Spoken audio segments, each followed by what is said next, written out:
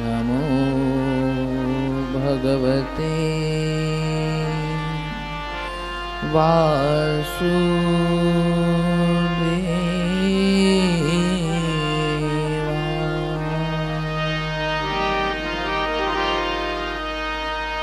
स्वस्ति श्री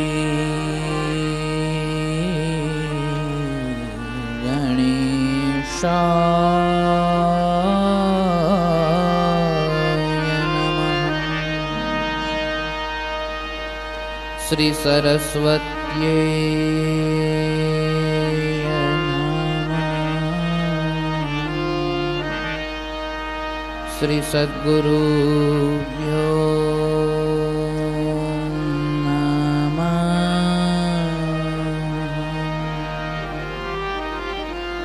वंशी विभूषितकरान्नवनीरदाभा पीताम्बरादरुणबिम्बफलाधरो पूर्णेन्दुसुन्दरमुखातयरविन्दनेत्रा कृष्णात् परं किमपि तत्त्वमहं न जाने।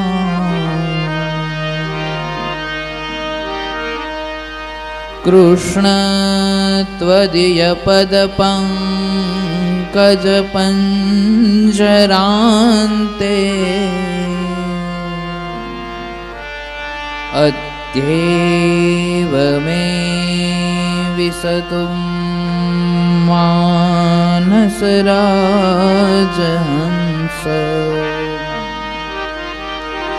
प्राणप्रयाण समये कफवातपित्ते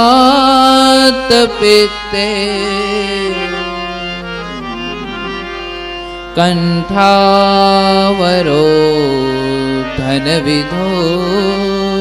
स्मरणं कुतस्ते।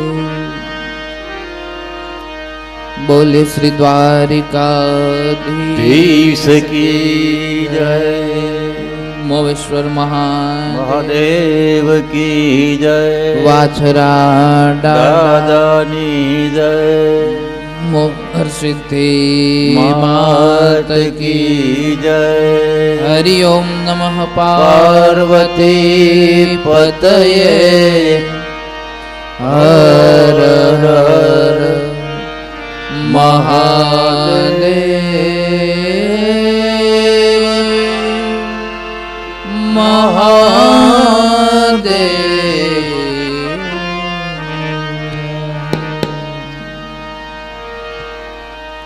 आइए घड़ी दो घड़ी के लिए परमात्मा ना नाम नु संकीर्तन कर लिए। मेरो राधा रमन हरि बोल। मेरो राधा रमन हरि बोल। ओ मेरो राधा रमन हरि बोल। मेरो राधा रमन हरि बोल। मेरो राधा रमन हरि बोल। मेरो राधा रमन हरि बोल। ओ मेरो राधा रमन हरि बोल। मेरो राधा रमन हरि बोल। हरि बोल हरि बोल हरि बोल हरि बोल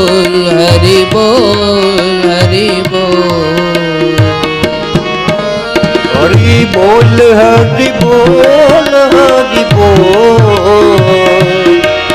हरि बोल हरि बोल हरि बोल हरि बोल हरि बोल हरि बोल हरि बोल हरि बोल हरि बोल हरि बोल हरि बोल हरि बोल हरि बोल हरि बोल हरि बोल मेरो राधा रमण हरि बोल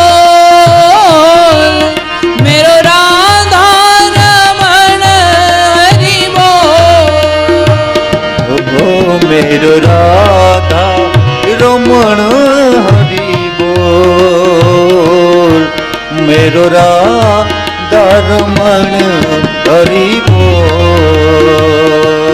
मेरो राधा रमण हरि बोल मेरो राधा रमण हरि बोल ओ मेरो राधा रमण हरि बोल मेरो राधा रमण हरि बोल हरि बोल हरि बोल हरि बोल हरि बोल हरि बोल हरि बोल हरि बोल हरि बोल हरि बोल हरि बोल हरि बोल हरि बोल मेरो राधा रमण हरि बोल मेरो राधा रमण हरि बोल मेरो राधा रमण हरि बोल मेरो राधा रमण हरि बोल मेरो राधा रमण हरि बोल मेरो राधा रमण हरि बोल मेरो राधा रमण हरि बोल मेरो राधा रमण हरि बोल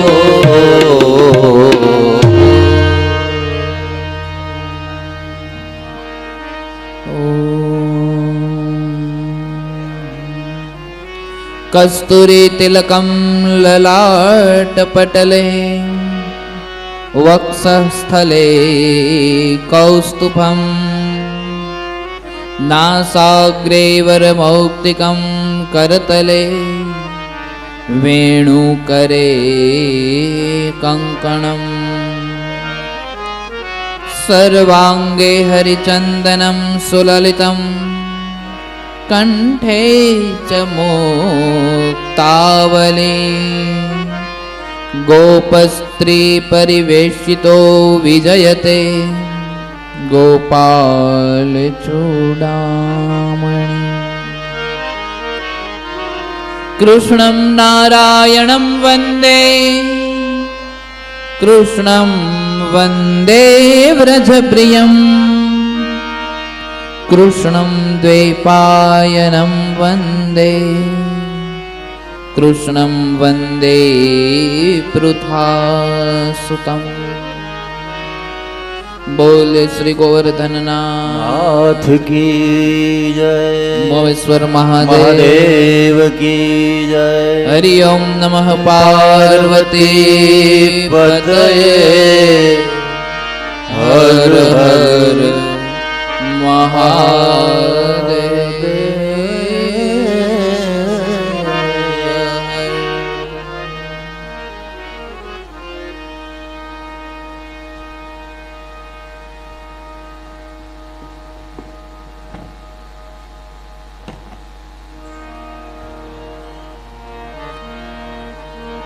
श्री हरि परमानंदम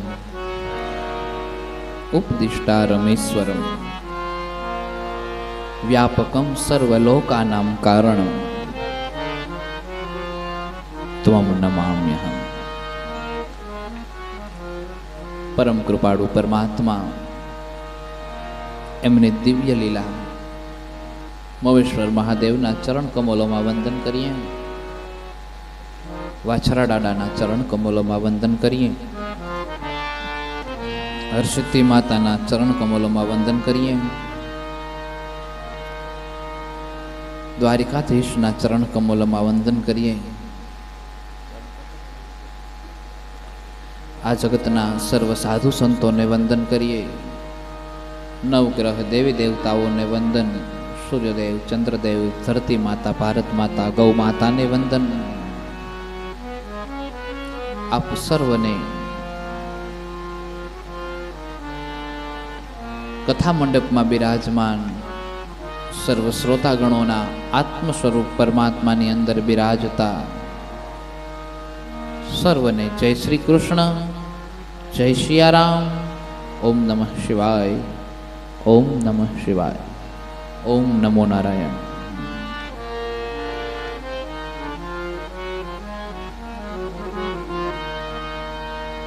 પરમાત્મા જ્યારે કૃપા વર્ષાવે, જીવનના કષ્ટો ધીરે ધીરે ધીરે ધીરે ધીરે દૂર થતા જાય છે.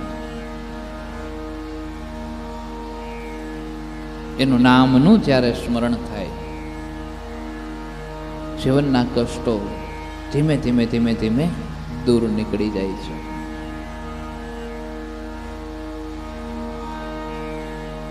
થોડા દિવસો પહેલા આપણે પુરંજનની કથાને શ્રવણ કરી હતી.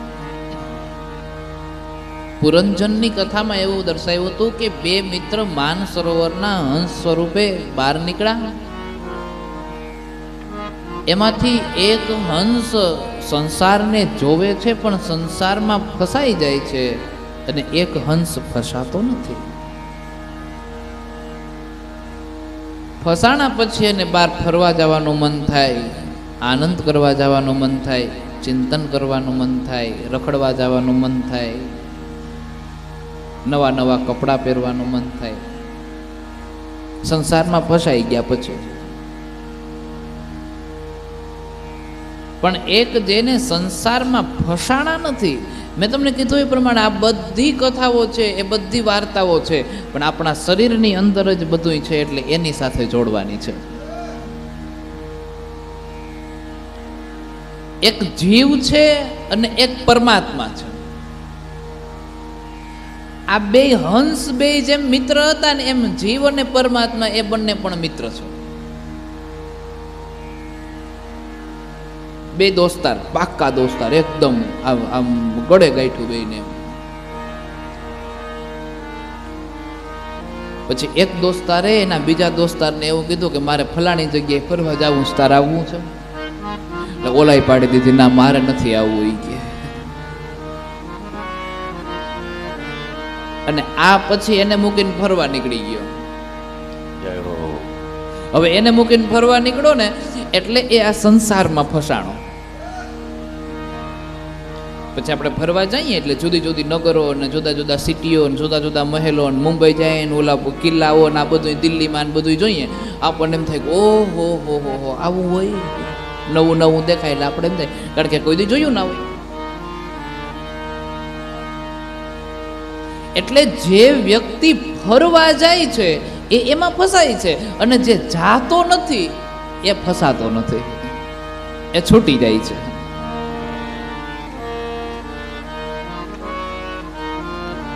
આસક્તિઓ એવી. 9 દરવાજાનું એક નગર હતું, એની અંદર જીવ ફસાણો.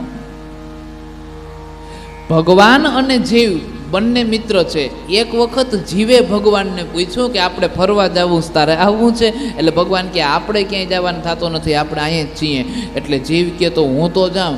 એમ કરીને જીવ આવ્યો સંસારમાં, અને સંસારમાં આવ્યો ને એટલે આ 9 દરવાજાની જે નગરી હતી ને એમાં મોહિત થયો. અને આ 9 દરવાજાની નગરીની અંદર મોહિત થયો. 9 દરવાજા ગણી લ્યો: 2 કાન, 2 નાક, 2 આંખ, મળમૂત્રના દ્વાર અને મુખ. એમાં જે મોઢું છે ને એ મોટામાં મોટો મેઇન ગેટ છે. આપણે કેમ મેઇન ગેટ અટાણે સજાવવામાં આવે છે, પણ સજાવાઈ જાય પછી બહુ સારો લાગે. એમાં મુખ છે ને એને મેઇન ગેટ તરીકે સજાવ્યો છે. પછી ગેટને સજાવી દઈએ, પછી ઉપર મંદિરના નામ લખીએ, કે જે કાંઈ પણ ગામનો ગેટ હોય એના નામ લખીએ, એનું સુશોભન આપીએ, એનો શણગાર આપીએ, એની ઉપર મૂર્તિઓ બેહાડીએ, એવું બધું કરીએ. એમ જો ગેટને પણ સળગાય, અંદર સરસ મજાના દાંત આપ્યા, જીભ આપી, આનાથી શણગાર કરવામાં આવ્યો. આ ગેટનો મુખ્ય ગેટ છે. બાકી આ આંખ ને આ કાન ને આ બધા બારી દરવાજા છે, નાક ને આ બધું હવા અવર જવર માટે અંદર પછી બારી દરવાજા હોય ને, આ બધા બારી દરવાજા છે. આની અંદર જીવ ફસાણો. હવે આની અંદર જીવ જેવો આટો મારવા ગયો ને એટલે એમાંથી એક સ્ત્રી નીકળી, જે સ્ત્રી બહુ રૂપાળી હતી. હવે એ સ્ત્રીમાં આ જીવ ફસાણો એટલે એ સ્ત્રીને ગમી ગઈ. એ સ્ત્રીની સાથે 11 સૈનિકો હતા, 5 કર્મેન્દ્રિય અને 5 જ્ઞાનેન્દ્રિય, 10 11મું મન. આ 11 એની સાથે સૈનિકો હતા જે સ્ત્રીની રક્ષા કરતા હતા. અને એ સ્ત્રી એટલે કોણ? તો કે આ શરીરની અંદર રહેલી બુદ્ધિ. બુદ્ધિ નારી છે, બહુ રૂપાળી છે. 11 સૈનિકોને પોતાના રક્ષક તરીકે લઈ અને જાતી હતી. અને 11 નારીઓ, 11 સૈનિકો તરીકે રક્ષક એના ભેગા હતા બુદ્ધિ નારીની સાથે. એટલે ઓલો જીવ જે આની અંદર આવ્યો ને, બુદ્ધિને જોઈને બુદ્ધિ પ્રત્યે પ્રેમ જાગી ગયો. એટલે બુદ્ધિ પાસે જઈને બુદ્ધિને કહે કે તમારા લગ્ન થયા છે? ઓલી કે ના. એ કે મારાય નથી થયા. જીવ એની હારે પરણી જાય છે.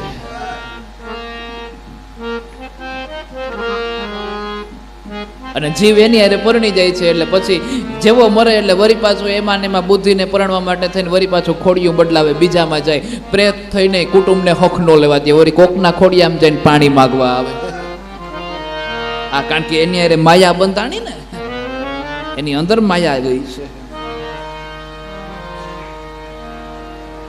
પણ આ જે હંસ હતો એને જીવે જેને પૂછ્યો તો તાર મારી ભેગું ફરવા આવું, એને સ્પષ્ટ શબ્દોમાં ના પાડી દીધી કે ના, મારે ફરવા નથી આવવું. એટલે એના દુઃખો બધા દૂર થયા, કારણ કે એનો પરમાત્માએ સ્વીકાર કરી લીધો છે. સબ દુઃખ દૂર ભયે જબ તેરા નામ લિયા, सब दुख दूर भये जब तेरा नाम लिया, जब तेरा नाम राधा जी के सावरिया. બધા પ્રકારના જે દુઃખો હતા એ દૂર થયા. પણ આમ ગમે એમ તો એ બે મિત્ર હતા ને, એટલે મિત્રને મિત્રની ચિંતા થઈ, એની ઉપાધિ થઈ, એનું ટેન્શન થયું, આમાં ક્યાંક ફસાઈ જશે, આનો કોઈ દી ઉદ્ધાર ન થાય. એટલે પરમાત્મા સદગુરુના રૂપની અંદર અવતાર ધારણ કરે છે અને એને માર્ગ બતાવીને હાલ્યા જાય છે કે હવે તારે આ નથી કરવાનું, તારે માર ભેગું આ રહેવાનું છે. ભગવાન માર્ગ દર્શાવે. આ બધી જે કાંઈ પણ કથાઓ છે એ બધી કથાઓ આપણા શરીર સાથે જોડાયેલી છે. પછી આપણી ઉપર આક્રમણ થાય છે. કોનું આક્રમણ થાય છે? તો કે જરાદેવીનું આક્રમણ થાય. અને જરાદેવી જે છે એ જરાદેવીનું આક્રમણ એવી રીતે થાય છે. હવે બુદ્ધિદેવી કુંવારી, જરાદેવી કુંવારી. જરાદેવીના લગ્ન નથી થયા, બુદ્ધિના લગ્ન નથી. પણ જરાદેવી છે ને એ બહુ કદરૂપી છે. એટલે જરાદેવીએ ભગવાનને પ્રાર્થના કરી કે મારે લગ્ન કરવા છે. પછી બહુ વિસ્તારથી કથા છે એ તો. પછી જરાદેવીને એવા આશીર્વાદ માંગ્યા કે હું તને એક નગરમાં મોકલું, ત્યાં તને જે મળે એની હારે તું જબરદસ્તીથી લગ્ન કરી લેજે, કારણ કે હું તને સત્તા ને સંપત્તિ ને વૈભવ ને આવું બધું આપે. હવે અવસ્થા પ્રમાણે જરાદેવીનો આ શરીર ઉપર રાજ આવે, એટલે રાજ આવે એટલે હુકમ કોના હાલે? હોય એના. એક સમય આ શરીરમાં વૃદ્ધાવસ્થા આવી જાય છે. પછી જે વ્યક્તિ 3 પગથિયા ઠેકતો જતો હોય એને એક પગથિયું ચડવા માટે કોકનો સહારો લેવો પડે. એટલે વૃદ્ધાવસ્થાનું રાજ આવ્યું, જરાદેવીનું રાજ આવ્યું. હવે એ જરાદેવી જેવી આ શરીરની અંદર રાજ કરવા માટે રાણી બની, એને ઓલો જીવ તરીકે જે પુરંજન છે ને એને ગમી ગયો, એટલે એની હારે લગ્ન કરી લીધા ધરારથી. તો એ કે મારી હારે લગ્ન કરો. હવે આને બુદ્ધિદેવી પ્રત્યે પ્રેમ છે અને એ સંસારની જે માયાજાળ છે એની અંદર એવો ફસાઈ જાય, પછી એમાં નીકળી ના શકે, કોઈ દી ના નીકળી શકે. અને ત્યારે પરમાત્મા સદગુરુ સ્વરૂપે આવી જાય છે અને પછી આ જીવનો ઉદ્ધાર કરીને જીવને ભેગો લઈને જાય છે. કારણ કે અહીંયા રાખ્યો તો વળી પાછો ક્યાંક ફસાય, એટલે ભેગો લઈને જાય છે, ઉદ્ધાર કરી દે, કલ્યાણ કરી દે. આવી બધી જે કાંઈ પણ કથાઓ છે, ચાહે પછી સમુદ્ર મંથનની કથા હોય, ચાહે પછી પુરંજનની કથા હોય, ચાહે પછી બીજા કોઈ દેવતાઓની કથા હોય, ચાહે કોઈ બીજા અન્ય દેવોની કથા હોય, પણ એ સમયે તમારા જીવન સાથે જોડો એટલે જીવનો ઉદ્ધાર થઈ જાય છે. રામાયણમાં તુલસીદાસજી એવું કીધું છે કે જ્યારે દશરથને ઘેર જન્મ થયો ને એના સંતાનોનો, ત્યારે દશરથજીએ કીધું કે બ્રહ્મ સમાના, બ્રહ્મ થયા. હવે કોકને ઘેર દીકરાનો જન્મ થાય ને આપણે એને કહીએ કે તારે ઘેર દીકરાનો જન્મ થાય તો બાપા એવું કહે કે બ્રહ્મ થયા, ભગવાન થયા, એવો વિચાર આવે. પણ દશરથજીને મોટી ઉંમરે સંતાન પ્રાપ્ત થયું છે. માતા પિતા જ્યારે ગર્ભની અંદર બાળક હોય છે ત્યારે જેવો વિચાર કરે છે કે મારું સંતાન સામાન્ય નથી, મારું સંતાન સામાન્ય નથી, એ તો કોઈક અદ્ભુત જીવ છે, અલૌકિક છે, આ વસ્તુનો જ્યારે સ્વીકાર કરવામાં આવે છે ને માતા પિતા સતત ને સતત આવું વિચાર્યા રાખે છે, એટલે ખરેખર એનું સંતાન સામાન્ય ના હોય. વિચાર હોય એ એની અંદર પ્રવેશ કરે છે, પ્રભુ એની અંદર આવી જાય છે, અદ્ભુત લીલાઓને દર્શાવે છે. અને કોઈ અવતારના રૂપની અંદર તમારું બાળક તમારે આંગણે જન્મને ધારણ કરે છે, અને પછી તમે એની સાથે, અને આમેય તે જે કોઈ અવતાર હોય ને એની સાથે તમે જેમ માયા બાંધવાના પ્રયત્ન કરો ને તમારાથી છેટા જવાના પ્રયત્ન કરે. વનમાં જતા રામજીને જન્ય રોયકાની બધાએ રામજી વ્યવહાર જ તોડી નાખે છે. વ્યવહાર હોય તો રોકવા આવે ને. પરમાત્માની દિવ્ય કથા છે. અહીંયા જુઓ તમે, કુંતાની વાત આપણે સાંભળી ગયા છીએ. જ્યારે ભગવાન દ્વારકા જવા માટે જાય છે ત્યારે કુંતા આવીને ઉભા રહી જાય છે કે ભગવાન દુઃખ આપો. એની હારે બીજું માગે છે કે એક સમય હતો કે જ્યારે અમે રાજા નહોતા, સામાન્ય માણસ હતા, ત્યારે અમે દ્વારકા જ્યારે આવતા હતા ત્યારે કૃષ્ણની આજુબાજુમાં બેસીને કુંડાયડું કરીને બેસતા હતા. અને હવે તો યુધિષ્ઠિર રાજા થઈ ગયા છે, કુંતા માતા રાજમાતા બની ગયા છે. હવે જો અમે દ્વારકા આવશું તો અમારી અલગથી વ્યવસ્થાઓ કરવામાં આવશે. યુધિષ્ઠિરનું મહેલ અલગ હશે, કુંતા માતાનું ભવન અલગ હશે, બીજા કોઈનું ભવન અલગ, આ બધા જુદા જુદા હશે. અમારે એ નથી જોતું, અમારે તો કાનાની બાજુમાં કુંડાયડું વરીને બેસવું છે, એ અમારો હક ના લઈ લેતા. બસ એટલું આપતા જાઓ, પછી જવું હોય તો જાઓ. ક્યાંય કુંતાજી એવું નથી કહેતા કે ભગવાન તમે અહીં રોકાઈ જાઓ, ને કુંતા એમ કીધું જ નથી, જાવું હોય તો જાઓ પણ અમારો હક અમને દેતા જાઓ.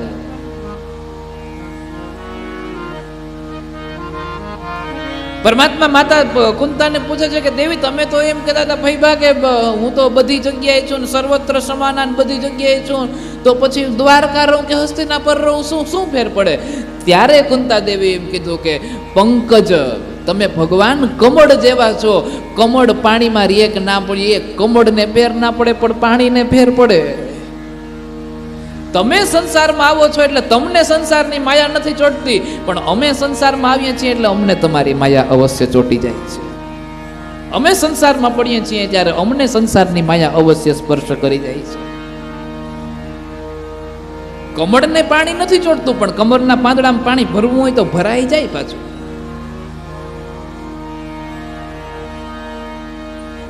એટલે હે પ્રભુ, અમારો હક એવો ને એવો રાખજો. અમારે તમારી બાજુમાં નીચે ચરણોમાં બેસવું છે, અને જો કાના તારા ચરણોમાં બેસીને તમારી ભક્તિ ના કરી શકીએ તો આ હસ્તિનાપુરનું રાજ મેળવવાનો ફાયદો શું? તો આના કરતા પેલા સામાન્ય માણસ હતા એમાં જ સારું હતું, તમારા પગમાં તો બેસી શકતા હતા. અને હવે જો તમારા પગમાં બેસવા ન મળે ને અલગ અલગ અમારા ભવનોની વ્યવસ્થા થાય તો એનો ફાયદો શું? પેલા વચન આપો કે આમાંથી કંઈ લેવામાં નહીં આવે. આ હક તમારા એવા ને એવા છે. આ બધી જ વસ્તુઓ આપણા જીવન સાથે જોડાય છે. પ્રભુ ભગવાન વામન બટુક સ્વરૂપે અવતારને ધારણ કરે છે, પછી વિરાટ રૂપને ધારણ કરે છે. એમાં કહેવા એવું માગે છે કે તમારે જ્યારે આ સંસારની અંદર વિરાટ રૂપને ધારણ કરવું છે એના પહેલા તમારે બટુક રૂપ લેવું બહુ જરૂરી છે. જો બટુક રૂપ લેશો તો બટુકમાંથી જ વિરાટ થઈ જશો. ડાયરેક્ટ વિરાટ ન થવાય, સીધું મોટું ન થવાય, ધીરે ધીરે ધીરે ધીરે ધીરે ધીરે ધીરે ધીરે મોટું થવાય.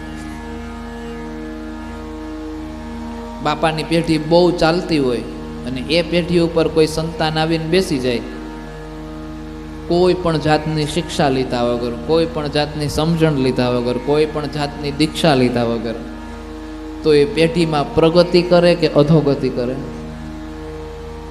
પેઢીને ઉઠાડી દે કે? કારણ કે જ્ઞાન, જો જ્ઞાન એક પણ પ્રકારનું નથી, સમજણ એ કઈ પ્રકારની નથી, બુદ્ધિ એ કઈ પ્રકારની નથી. પિતાજીએ એના સંતાનને એ પેઢીની પ્રગતિ થાય એટલા માટે થઈને પહેલા સંઘર્ષ કરાવવો પડે.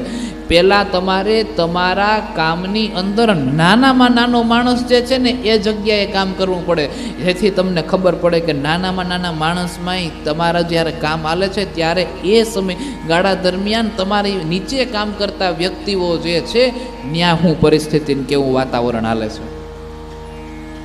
તમે કોઈ મોટી દુકાન રાખીને બેઠા હોય ને પછી એમાં 2-4 કર્મચારીઓ રાખો છો, એટલે કર્મચારીઓની વચ્ચે શું વાતચીતો થાય છે, શું ચાલે છે, એ દુકાનદારના માલિકને ખબર હોવી જરૂરી છે. પૂરેપૂરી વાતોનું ભાન ન હોય પણ એનો અનુભવ હોવો જરૂરી છે. એટલા માટે પેલા કર્મચારી બનો અને પછી મોટા માણસ બનો. કર્મચારી બનો છો એટલે કર્મચારીઓની વચ્ચેની જે કંઈ પણ પરિસ્થિતિઓ છે એનો તમને ખ્યાલ આવે, એટલે પછી તમે જ્યારે મોટા થાવ છો ત્યારે એની અંદરની જે કંઈ પરિસ્થિતિ છે તમારે સમજવી થોડીક સહેલી પડી જાય. પહેલા એકદમ નાના બનો અને પછી વિરાટ બનો. ભગવાન વામન બટુક રૂપની અંદર ભાદ્ર માસના શુક્લ પક્ષમાં દ્વાદશીના દિવસે વંથલીની અંદર પ્રગટ થાય છે, જેને વામના સ્થલી કીધી છે.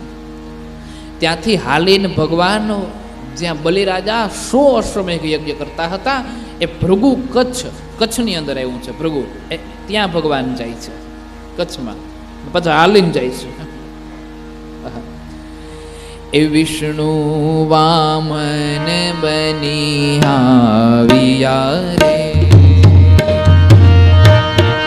વિષ્ણુ વામન બની આવ્યા રે, વિષ્ણુ વામન બની આવ્યા રે, વિષ્ણુ વામન બની આવ્યા રે, એ હણવા બલીનું અભિમાન મારા વાલા, હણવા બલીનું અભિમાન મારા વાલા, એ મટાડવા બીજો ઇન્દ્ર મારા વાલા, મટાડવા બીજો ઇન્દ્ર મારા વાલા, એ વિષ્ણુ વામન બની આવ્યા રે, વિષ્ણુ વામન બની આવ્યા રે,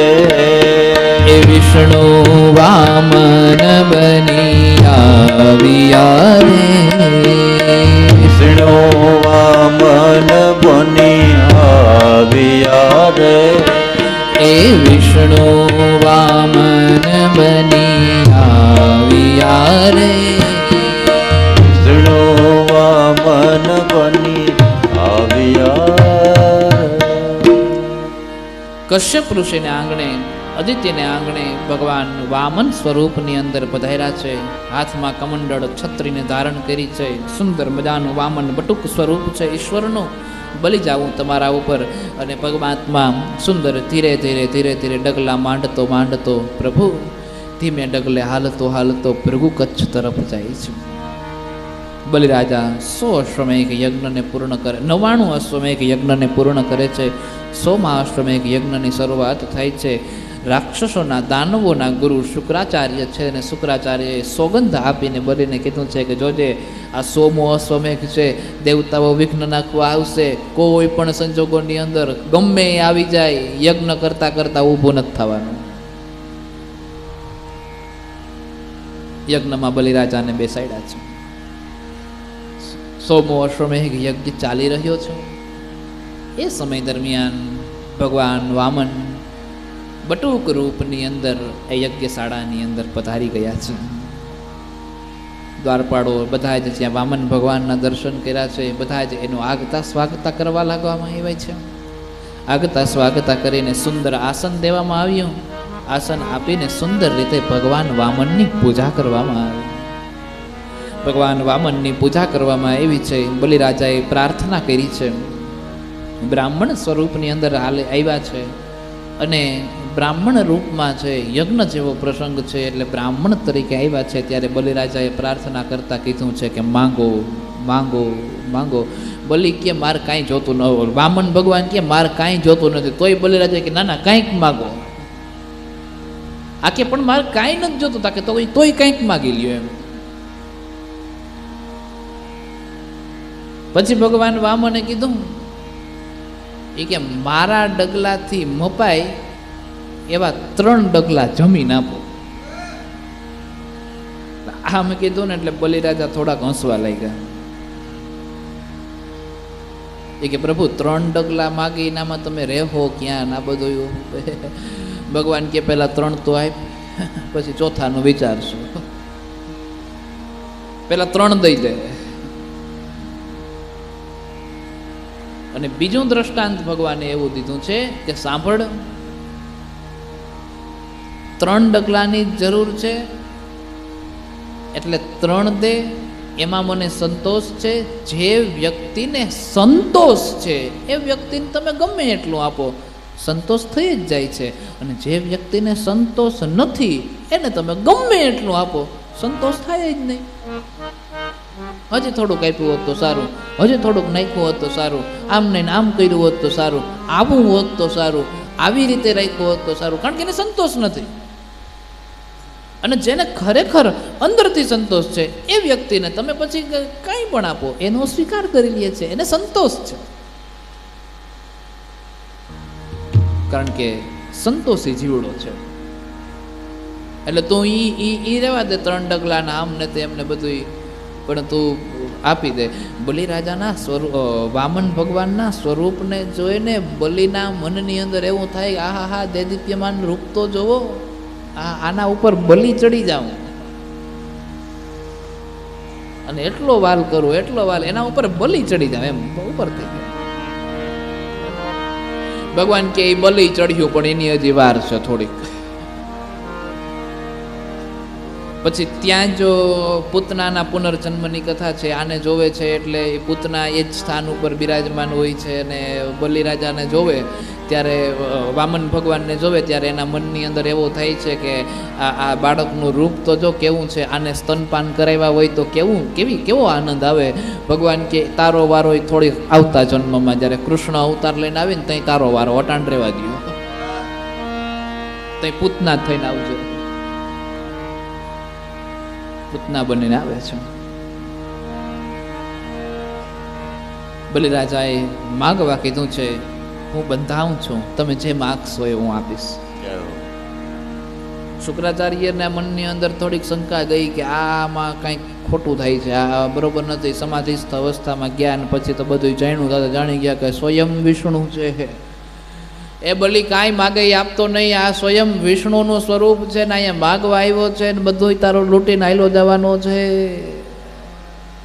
બલિરાજા કે યજ્ઞ જેવું કાર્ય છે ને બ્રાહ્મણનો દીકરો જો મારે આંગણે આવીને ઉભો હોય ને જો એમને પાછો વાળું તો હું યજ્ઞ કરું એનું પુણ્ય શું? અરે પણ ઓલો બધું લઈ લેવા આવ્યો છે તાકે ભલે બધું લૂંટાઈ જાય, લૂંટાવા જ બેઠો છો. અને એમાંય વળી તમે એવું કહો છો કે વિષ્ણુનો અવતાર થઈને આવ્યા છે. ભગવાન વિષ્ણુ જગતને આપવા માટે બેઠા છે ને એ વિષ્ણુ જો મારી પાસે માગવા માટે આવે ને જો હું ન આપું તો મારા જેવો અભાગ્ય જેવા જગતમાં બીજો હોય જ નહીં. બલિરાજા કે કોઈ પણ થાય માગવું તો છે. શુક્રાચાર્યને જ્યાં આમ કીધું ને તો શુક્રાચાર્ય કે બહુ મોટો પંડિત થઈ ગયો લાગે, બહુ મોટો જ્ઞાની થઈ ગયો, ખબર પડે કાંઈ તને કે હું તને સમજાવું છું ક્યારનો ખોટું મને સામું સમજણ આપમાં હું કહું એમ કર. બલી કે એ તો આપવાનું તો થાય જ છે. હાથમાં જળ લઈને જ્યાં સંકલ્પ કરવા માટે જાય છે અને જળની અંદર જે પેલી ધારાવાહી હોય છે એની અંદર શુક્રાચાર્યજી સમાઈ જાય છે અને જળને રોકી લે છે. પછી એમાં બલિરાજા કંઈક ભરાવે છે અને શુક્રાચાર્યની આંખ ફૂટી જાય છે ને એવી બધી ચર્ચાઓ છે. એટલે શુક્રાચાર્યજીએ શ્રાપ દીધો છે કે બલી, તને તારું બહુ અભિમાન છે તો લક્ષ્મી વિના નો થા. શ્રીને ભગવાનને માગવા માટે છે કીધું છે. પેલું ડગલું મૂક્યું. પહેલા તો ભગવાને વિરાટ રૂપને ધારણ કર્યું છે, એકદમ વિરાટ રૂપ. પેલું ડગલું માંડ્યું છે. પેલું ડગલું માંડતાની સાથે જ ભગવાને ઉપરના જેટલા બધાય લોકો હતા ને બધાય લોકોનો સ્વીકાર કરી લીધો છે. એ લોકોનો સ્વીકાર કરીને બીજું ડગલું માંડ્યું ને એના પહેલાં તો દેવતાઓને બધાને બોલાવીને ઉપરના લોકોના જે રાજ્ય હતા એ દેવતાઓને બોલાવીને આપી દીધા.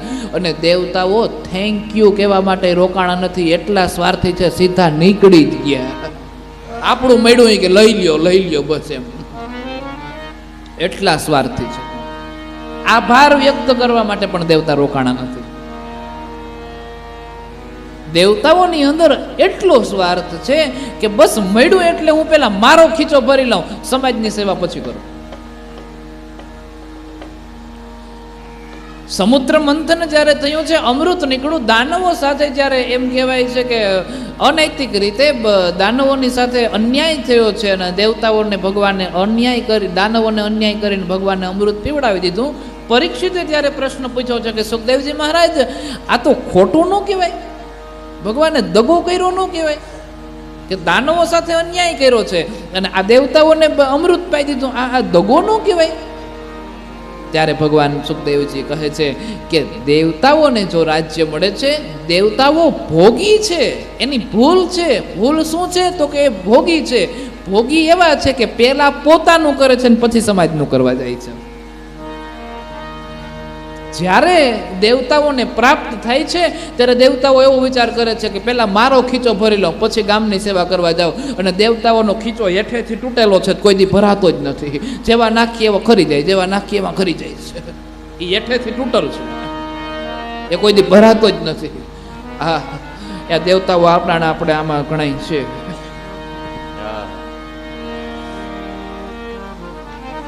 નીચેથી એટલે દેવતાઓ ભોગી છે, અવશ્ય ભોગી છે, પરંતુ સમાજની રક્ષા પણ કરે છે.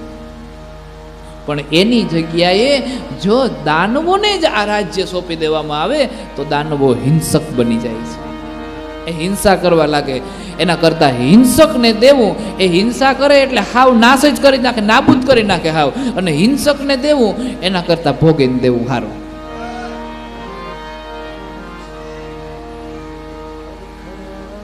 દેવતાઓને રાજ્ય સોંપી દીધું છે. દેવતાઓ થેન્ક યુ કહેવા માટે, આભાર વ્યક્ત કરવા માટે રોકાણા, સીધા રાજ્યમાં વયા ગયા છે. હવે અહીંયા પ્રશ્ન એક એવો થાય છે કે જ્યારે દેવતાઓની પાસેથી રાજ્ય છીનવી લેવામાં આવે છે ત્યારે દેવતાઓ પહાડોની અંદર રહેલી ઘનઘોર ગુફાઓ હોય છે, એ ગુફામાં જઈને સંતાઈ જાય છે. અને ગુફામાં જ શું કામ સંતાય છે? તો કે એની પાછળનું કારણ એ છે કે રાક્ષસો છે વિશાળ અને અહંકારી છે. રાક્ષસો ક્યારેય નમવાનું પસંદ નથી કરતા. જેનામાં નમવાનું ન હોય ને એને રાક્ષસ કહેવાય. રાક્ષસ ક્યારેય નમવાનું પસંદ નથી કરતા, એની અંદર અહંકાર છે. એટલે દેવતાઓ જાણે છે કે ગુફામાં નમીને જવું પડે, કારણ કે ગુફાના દરવાજા નીચા બહુ હોય.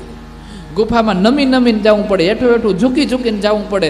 અને ઝૂકીને જઈએ, રાક્ષસ આમાં ઝૂકવા ક્યારે આવશે ને, એટલે આમાં ક્યારે અમને મારવા માટે નહીં આવે, કારણ કે રાક્ષસો ઝૂકવાનું નથી જાણતા. ગુફામાંથી નીકળતા સીધા એ રાજ્યને સંભાળવા માટે હાલ્યા ગયા. ઉપરના લોકને માંડ્યા છે. ભગવાને બીજું ડગલું માંડ્યું છે. પૃથ્વી પરના નીચેના જે કાંઈ પણ લોકો હતા એ બધા જ પૃથ્વીને તો શરીરની અંદર સમાવી લીધું છે. નીચેના બધા લોકો છે એને હાચવી લીધા બીજા ડગલાની અંદર. પૃથ્વી નીચેના લોકોને ઉપરના લોકોને બધું હચવાઈ ગયું. પછી ભગવાન બલિ રાજાને કે બલિ તેમન છૈત્રો. હવે આ હકીકતે બલિએ ભગવાનને કેવું જોઈએ કે ભગવાને બલિને કેવું જોઈએ કે બટુક રૂપમાં આવીને 3 ડગલા માંગ્યા ને વિરાટ રૂપની અંદર જઈને પછી 3 ડગલામાં આપે તો ભગવાન બલિને છેતરે છે કે બલિ ભગવાનને છેતરે છે? બલિ રાજાને કહે છે, બલિ તું મને છેતરી ગયો. બલિ રાજા કહે, કેમ છેતરી ગયો? તો કે તે મને 3 ડગલાને કીધું, આ તો તારું 2માં પૂરું થઈ ગયું, ત્રીજું ક્યાં મૂકવું? મારે 3 જોહે હોય, એમાં કાંઈ નહીં હાલે. ભગવાન બલિની પરીક્ષા કરે છે. મારે 3 ડગલા જોશે, એમાં કાંઈ હાલશે જ નહીં. બલિ રાજા કહે, હવે તો બીજું કંઈ આમ મારી પાસે છે નહીં, પણ હું વૈધો છું, અહીં મારી માથે મૂકી દ્યો. ભગવાન 3જું ડગલું બલિના માથે મૂકે છે અને બલિને પાતાળની અંદર સુતલ લોકનું રાજ્ય આપે છે. જય હો. સુતલમાં ચાલ્યો જાય છે. સુતલ લોકનું રાજ્ય આપ્યું છે અને બલિ રાજાએ ભગવાનને દ્વારપાળ તરીકે ચોકીદાર બનાવીને રાખ્યા. હવે કે તમે અહીં બેહીને મારી રક્ષા કરો એમ. માથા ઉપર મૂક્યું છે ને બલિ પાતાળમાં વયો ગયો. એનો અર્થ એવો થયો કે માથા ઉપર મૂકીને બલિના મસ્તકમાં જે કાંઈ પણ અહંકારો હતા એ અહંકારને ભગવાને નીચે સુધી જવા દીધા, ધરતીમાં જવા દીધા, સુતર લોકમાં જવા દીધા. અને એ અહંકાર પાછા બહાર ના નીકળે ને એટલા માટે થઈને ભગવાન ન્યાય બેહીન દ્વારપાળ બનીને એની રક્ષા કરી કે બહાર પાછા ના આવવા જોઈએ અહંકાર. એમ 3 ડગલાઓ માપી ભગવાનને બલિને સુતલ લોકના રાજ્ય દીધા છે. અને સુતલના રાજ્ય દીધા બાદ પછી તો એવું કહેવાય છે કે લક્ષ્મીજી રાહ જોવે છે અને બલિરાજાને રાખડી બાંધે છે. અને રક્ષાબંધનનો જે તહેવાર છે આપણે ઉજવીએ છીએ, આજે પણ પૂનમ હોય છે. ભેટમાં શું જોઈએ છે? તમે મારી રક્ષા માટે રાખડી બાંધી, તો કે ભેટમાં તમારા ચોકીદાર આપી દો, જેને પગી રાખ્યા નિયમને આપ્યો, અમારે એ જોઈએ છે, બીજું કાંઈ નથી જોતું. ભગવાન આપી દે છે. અનેક પ્રકારના પ્રશ્ન કરવામાં આવ્યા છે, સુતરલોકની ચર્ચાઓ કરવામાં આવી છે. એ બાદ અંતિમ અધ્યાયની અંદર ભગવાનનો એક મત્સ્ય અવતાર થયો છે. એ મત્સ્ય અવતારની ચર્ચા કરવામાં આવી છે. એવું કહેવાય છે કે પરીક્ષિતે પ્રશ્ન કર્યો, હે પ્રભુ પરમાત્મા, ઈશ્વર તો એક વખત મત્સ્ય અવતાર લઈને પણ આ ધરતી ઉપર અવતારને ધારણ કરી ગયા છે. એ મત્સ્ય અવતાર શા માટે થયો હતો એની થોડી ચર્ચા કરીને દર્શાવો. અને ત્યારે ભગવાન સુખદેવજી મહારાજે એવું કીધું છે કે સાંભળો પરીક્ષિતજી, એક સમયની વાત છે. એ સમયે ભગવાન એવું કહેવાય છે કે હરેક સમયે બધાની રક્ષા કરવા માટે બધી જગ્યાએ પ્રવેશ કરતા હોય. એ જ રીતે એક વખત પાછળના કલ્પની અંદર બ્રહ્માજી સૃષ્ટિનું સર્જન કરતા કરતા એને નીંદર આવે એટલે સૂઈ જાય છે. સૃષ્ટિનું સર્જન કરતા કરતા બ્રહ્માને ઊંઘ આવે છે અને નીંદર આવે છે એટલે સૂઈ જાય છે. એ સમયગાળા દરમિયાન એક નૈમિતિક નામનો એક પ્રલય થાય છે. અને નૈમિતિક નામના પ્રલયથી બચાવવા માટે થઈ, આ સંસારને બચાવવા માટે થઈને ભગવાન મત્સ્ય અવતારને ધારણ કરે છે. એમાં બને છે એવું કે બ્રહ્મા જ્યારે સૂવા માટે જાય છે ત્યારે હયગ્રીવ છે, કારણ કે બ્રહ્માના મુખની અંદર વેદો ને આ બધું છે, શ્રુતિઓ ને પુરાણો. એ બ્રહ્મા જો સૂઈ જાય તો વેદો ને પુરાણો એની અંદર એને મુખથી બહાર નીકળતા જાય છે. આપણે જ્યારે સૂતા હોય ત્યારે આપણા ઘરની રક્ષા કરવા માટે આપણે કંઈક ને કંઈક વ્યવસ્થાઓ રાખવી જોઈએ. કે અંદરથી સ્ટોપર દઈ દેવી જોઈએ, કે પછી ઘરની અંદર તાળા મારે, એવું કંઈક પણ આપણે વ્યવસ્થાઓ કરીને જવી જોઈએ. અને જો ખુલ્લા રાખીએ તો શું થાય? ચોર ચોરી કરી જાય. હા, એટલે હયગ્રીવ નામનો એક રાક્ષસ છે, એ બ્રહ્માના વેદ આદિ વગેરે બધું જ ચોરી કરીને નીકળી ગયો છે. મુખમાંથી નીકળતા બધું જ એને ચોર નીકળી ગયો છે. ભગવાને એ હયગ્રીવનો ઉદ્ધાર કર્યો છે એવી ચર્ચાઓ દર્શાવી છે. મત્સ્ય અવતારને ધારણ કરે છે. સત્યવ્રત નામનો એક રાજા છે, અને સત્યવ્રત નામનો જે રાજા છે એ ભગવત પરાયણ રાજા છે. ભગવાનની સેવાઓ બહુ કરે છે, ભગવાનની પૂજાઓ બહુ કરે છે, ભગવાનની પ્રાર્થનાઓ બહુ કરે છે. માળા કરે, યજ્ઞ કરે, હોમ કરે, તપ કરે, તપસ્યા કરે, જપ કરે છે, તર્પણ કરે છે, સૂર્ય નમસ્કાર કરે છે, વગેરે વગેરે જે કાંઈ પણ જીવનમાં કરવાનું થતું હોય એ બધું જ કરે છે. હવે બને છે એવું, એ સત્યવ્રત નામનો જે રાજા છે એ ખાલી પાણીની એક વખત એને તપસ્યા કરી છે, કેવલ અને કેવલ પાણી પીવાનું, બીજું કાંઈ નહીં. ના કંઈ ખાવાનું, નોય કોઈ બીજો પ્રવાહી, કેવલ પાણી પીવાનું. અને પાણી પીને તપસ્યા કરી છે. એ તપસ્યા કરે છે. એમાં કૃતમાલા નામની એક નદી છે અને એ કૃતમાલા નામની નદીમાં તર્પણ કરવા માટે જાય છે. અને તર્પણ કરવા માટે જાય છે બરાબર એ જ સમયે એવું કહેવાય છે કે એ કૃતમાલા નામની જે નદી છે એમાં તર્પણ કરે છે. હાથમાં અંજલિ લેવા માટે જ્યાં જળ ધારણ કરે છે તો માછલીનું એક નાનું એવું બચ્ચું એના હાથમાં આવી જાય છે. એટલે સત્યવ્રત સામાન્ય બચ્ચું હાથમાં આવ્યું એમ સમજી અને એને નદીમાં પધરાવી દે છે અને પછી હાલતો થાય છે. એટલે ઓલી મછલી છે એ માછલીએ કરુણા પ્રગટ કરી. હે રાજન, તું તો આ દેશનો રાજા છે. આ દેશના પ્રજાઓની, પશુઓની, પક્ષીઓની, આ બધાની રક્ષા કરવી એ તારી જવાબદારી છે. અને હું તારા હાથમાં આવ્યો છું અને તું મને આમ મૂકીને વહી જા, એ કઈ તારી લાયકાત કહેવાય? આની અંદર મોટા મોટા અમારા જ સમાજના મોટા મોટા કંઈક એવા જીવો છે કે જે મને આમાં જીવવા નહીં દે, મને ખાઈ જશે. આપણા જીવનમાં પણ એવું જ થાય છે.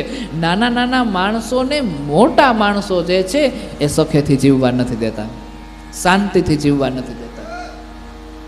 એને દબાવ્યા કરે, એને હેરાન કર્યા કરે, એને પરેશાન કર્યા કરે છે. એની સામે પૈસાનો પાવર કર્યા કરે છે, સંપત્તિનો પાવર કર્યા કરે છે. હવે તું મને આમાં છોડીને હાલ્યો જઈશ તો મારા જ સમાજના અમુક જે મોટા જીવો છે એ મને ખાઈ જશે. હવે રાજા તરીકે ભગવત પરાયણ કરતો એને તો તેજીને તો ટકોરો બહુ છે. બાકી તો તમે માણસને આખી જિંદગી સમજાવો અને અંત સમયે આપણે એમ કહીએ કે બાપા હવે સમજી જાઓ, હવે તમારે આમ કરવાની જરૂર છે, હવે તો જાજી ગઈ થોડી વધી, હવે આમાં કંઈ બીજો આડાવડો વિચાર ના કરે. પણ ના સમજવું હોય ના સમજે કંઈ. તેજીને ટકોરો બહુ છે. એ જાજી ગઈ થોડી રહી તો એ જે હોય આપણે કરવાનું છે એ જ કરવાનું હોય કે હા. પછી રાજાએ એ પોતાના કમંડળની અંદર માછલીને પધરાવીને રાજ્યમાં રાજમહેલની અંદર લઈ આવ્યા છે. રાજમહેલની અંદર લઈ આવ્યા ને પછી અમુક સમય પછી માછલી મોટી થઈ ગઈ. પછી રાજાને વળી બોલાવીને કે હે રાજન, મને આ જગ્યા ટૂંકી પડી છે, મને થોડોક મોટો વિસ્તાર દે. એટલે રાજન છે એ માછલીને એવું કહેવાય છે કે મોટા ઘડાની અંદર, માટલાની અંદર પધરાવી દે છે. માટલાની અંદર પધરાવે છે ત્યારે થોડીક વાર થાય, ક્ષણ બે ક્ષણ થાય તો વળી એમાંથી બોલે, રાજન મને આ જગ્યાએ ટૂંકી પડે છે, મને આમાંથી મોટું. વળી માટલાથી થોડુંક મોટું પાત્ર લે ને એમાં પાણી પધરાવે ને એમાં માછલીને મૂકે છે. વળી થોડી વાર થઈ તો વળી માછલી વધી ગઈ, વળી ઘડીના બે ભાગની અંદર વળી બોલ્યો છે કે રાજન મને આ જગ્યાએ ટૂંકી પડે છે, તું એક કામ કર, મને સમુદ્રમાં પધરાવી, હવે મારી કાયા વધતી જશે. રાજા વિચાર કરે છે કે આ થાય છે શું? હવે સમુદ્રમાં જવાનું છે. સમુદ્રમાં જેવો મૂકવા જાય ને જેવો રાજા ભાગે તરત પાછળથી બોલાવીને કહેવાનો મતલબ એ છે કે ભગવાન કહે છે તું મને ઓળખ, એટલી વારમાં કોઈ માછલા વધે નહીં, હું છું. સમુદ્રમાં પધરાવ્યો ને જેવા જાય કે આમાં ખારું પાણી છે ને આમાં જીવી ન હગો, મારે મીઠા સમુદ્રમાં જવું છે ને એમાં પધરાવ્યું ને એમાં જાય, મારે નદીમાં જવું ને મારે તળાવમાં જવું ને આવી રીતે જુદી જુદી રીતે બધો વિચાર કરે છે. રાજા ક્યાં છે કંઈક હાથ જોડીને ઊભી ગયો કે તમે સૌ કોણ એ કયો, જે હોય ચોખ્ખા શબ્દોમાં કયો. પછી એ ભગવાન જે માછલીનો જે અવતાર હતો એ ભગવાન રૂપની અંદર પ્રગટ થાય છે. મત્સ્યનારાયણ ભગવાન, બોલીએ મત્સ્યનારાયણ ભગવાન કી જય, બોલ મત્સ્યનારાયણ ભગવાન કી જય. એ બાદ મત્સ્યનારાયણની અંદર આવેલા જે ભગવાન છે એ રાજા સત્યવ્રતને એવું કહે છે કે સાંભળ રાજન, આજથી અમુક સમયગાળો દર્શાવ્યો છે કે 3 દિવસ પછી પ્રલય થશે. એ પ્રલયની અંદર સંસાર ડૂબી જશે અને ત્યારે તારી પાસે એક નાવડું આવશે. આમાં અજર અમર જે કાંઈ પણ છે સપ્ત ઋષિઓ વગેરે વગેરે બધી ચર્ચાઓ કરીને સમજાવ્યું છે. એ બધાને નાવમાં બેસાડજે, એની સાથે લઈને નૌકા હાંકજે. હું આ જ સ્વરૂપની અંદર તારી સમક્ષ પ્રગટ થઈશ અને તારી સમક્ષ પ્રગટ થઈશ અને તમારા બધાનો ઉદ્ધાર કરી દઈશ.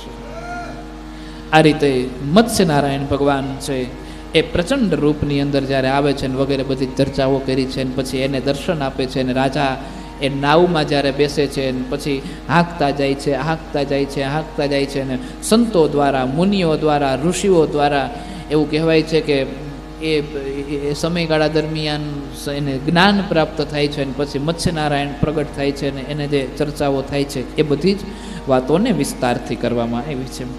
એ બાદ 8મો સ્કંદ પૂર્ણ થાય છે અને 9મ સ્કંદની શરૂઆત થાય છે. આઈએ 9મ સ્કંદમાં પ્રવેશ કરીએ પહેલા 1 મિનિટ માટે. તેરી શરણ પ્રભુ તેરી શરણ,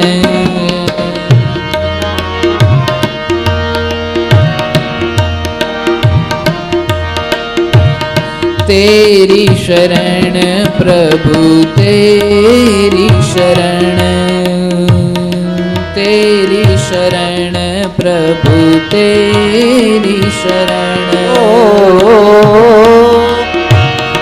तेरी शरण में आया हूँ, तेरी शरण में आया हूँ, तेरी शरण प्रभु तेरी शरण, तेरी शरण प्रभु तेरी शरण. क्षण भंगारा विषय विकारा, क्षण भंगारा विषय विकारा, चारों तरफ से बहाया हूँ प्रभु, चारों तरफ से बहाया हूँ, तेरी शरण प्रभु तेरी शरण, तेरी शरण प्रभु तेरी शरण, तेरी शरण में आया हूँ, तेरी शरण में आया हूँ, तेरी शरण प्रभु तेरी शरण, तेरी शरण प्रभु तेरी शरण, तेरी शरण प्रभु तेरी शरण. 9મ સ્કંદની શરૂઆત થાય છે અને 9મ સ્કંદની શરૂઆતની અંદર પવિત્ર ભાવથી સર્વપ્રથમ જ વૈવસ્વત મનુના પુત્ર એક સુદ્યુમ્ન છે અને એ સુદ્યુમ્નની ચર્ચા કરીને દર્શાવી છે. જો યાદ હોય તો આપણે દેવી ભાગવતના 4થા દિવસે આ સુદ્યુમ્નની કથા કહીને દર્શાવી હતી. એમાં એવું વર્ણન હતું કે મનુ અને એમના પત્ની છે એ પુત્ર પ્રાપ્તિ માટે યજ્ઞ કરે છે. જ્યારે એમના પત્ની જે સત્યદેવી છે એ શ્રાદ્ધદેવીએ યાજ્ઞના આચાર્યને કહી દીધું હોય છે કે મારે દીકરી જોઈએ છે, આને દીકરો જોતો હોય છે. પુત્રીનો સંકલ્પ થાય છે અને દીકરી પધારે છે. મનુદેવ આચાર્યને બોલાવીને કહે છે કે યજ્ઞ તો સંકલ્પ પ્રમાણે પરિણામ આપવું જોઈએ, તો પછી શા માટે અમને દીકરો આવ્યો છે? અને ત્યારે આચાર્યએ એવું કીધું છે કે કોણીએ કીધું કે દીકરાનો સંકલ્પ હતો, સંકલ્પ દીકરીનો હતો. અરે તમે અમને પૂછ્યા વગર કેમ તમે દીકરીનો સંકલ્પ કરાવી શકો? અરે તમને પૂછ્યા વગર નહીં, તમારા પત્નીએ કીધું હતું કે દીકરી જોઈએ છે. હરેક સ્ત્રીના મનની અંદર એમ હોય છે કે દીકરી આવે તો સારું, મારા ઘરકામમાં વધારો થાય, મારા ઘરકામમાં થોડીક રાહત થાય. અને હરેક પુરુષના મનમાં એવું હોય કે દીકરો આવે તો સારું, મારી ઓફિસે થોડીક રાહત થાય. અને એટલા માટે થઈ મનુને એ વાતની ચિંતા હતી કે જો દીકરો આવે ને તો મને આ સંસારની અંદર થોડીક રાહત થાય, મને કામ કરવા લાગે. અને એટલા માટે થઈ દીકરી એવી છે. પરંતુ પછી એ ઋષિને બોલાવ્યા છે અને કીધું છે કે હવે અમારે દીકરો જોઈએ છીએ. પછી આજની ભાષામાં જે સર્જરી કહેવામાં આવે ને, એ સર્જરી કરી, દીકરીમાંથી દીકરો બનાવવામાં આવ્યો. એ દીકરીનું નામ ઈલા હતું, દીકરાનું નામ સુદ્યુમ્ન હતું. આ ચર્ચા આપણે કરી ગયા છીએ દેવી ભાગવતની અંદર. પછી વચ્ચે સુદ્યુમ્ન જે છે એ પાછો નારી થઈ જાય છે, એવી ચર્ચાઓ કરવામાં આવી છે. એક સમયે શિવ અને પાર્વતી માયાનગરીનું નિર્માણ કરીને વિહાર કરી રહ્યા હતા. એ સમયે એની અંદર એવી ચર્ચાઓ કરવામાં આવી છે કે જે પુરુષ એની અંદર પ્રવેશ કરે એ પુરુષ સ્ત્રી બની જાય. સુદ્યુમ્ન એમાં પ્રવેશ કરી જાય છે, સ્ત્રી થઈ જાય છે અને પછી મહાદેવની પ્રાર્થના કરે છે. અને મહાદેવની પ્રાર્થના કરી છે ત્યારે કીધું છે કે આની ઉપર પ્રકૃતિની કૃપા નથી, એટલા માટે થઈ એ ક્યારેક સ્ત્રી અને ક્યારેક પુરુષ એવી રીતના બંને સ્વરૂપની અંદર રહેશે. આવા બધા વરદાનો આપવામાં આવ્યા છે. આની બધી ચર્ચાઓ કરવામાં આવી છે. એ સુદ્યુમ્નની કથાઓ દર્શાવવામાં આવી છે. સુદ્યુમ્નની કથાઓ દર્શાવવામાં આવી છે. એ બાદ સૂર્યવંશ અને ચંદ્રવંશના વિસ્તારથી કથાઓ કરવામાં આવી છે.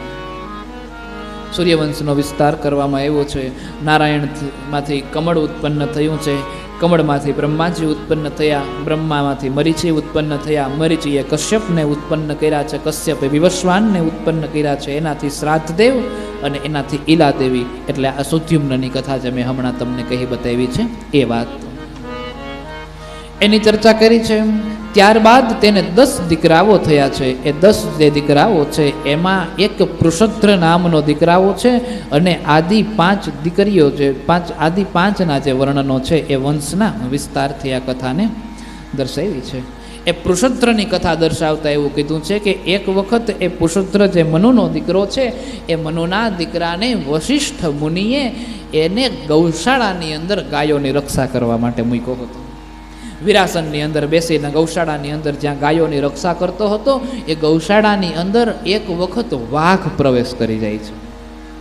અને વાઘ પ્રવેશ કરી જાય છે અતિ ઘોર રાત્રિનો સમય હતો. કાંઈ દેખાતું ન હતું. વાદળાઓ પણ જાણે એકદમ છવાઈ ગયા હતા, જેના હિસાબે તારાઓ પણ દેખાતા નહોતા. એટલે કંઈ દેખાતું જ નહોતું. એ સમયગાળા દરમિયાન વાઘ અંદર પ્રવેશ કરી જાય છે. અને વાઘ અંદર પ્રવેશ કરી જાય છે એટલે એની અંદર ગાયો દોડા દોડી મચાવી દે છે, ભાગમ ભાગી કરે છે. અને એટલા માટે થઈ એકદા પ્રાવિસદ ગોષ્ઠમ, એક વખત ગોષ્ઠમ ગૌશાળાની અંદર, એ ગાયોની જે ગૌશાળા હતી એ ગૌશાળાની અંદર વાઘ પ્રવેશ કરી જાય છે. ત્યારની શું કથા કીધી છે? શાર્દુલો નિશિવર્ષતી સયાના ગાવ ઉત્થાય પિતાસ્તા બભ્રમૂર્વજે.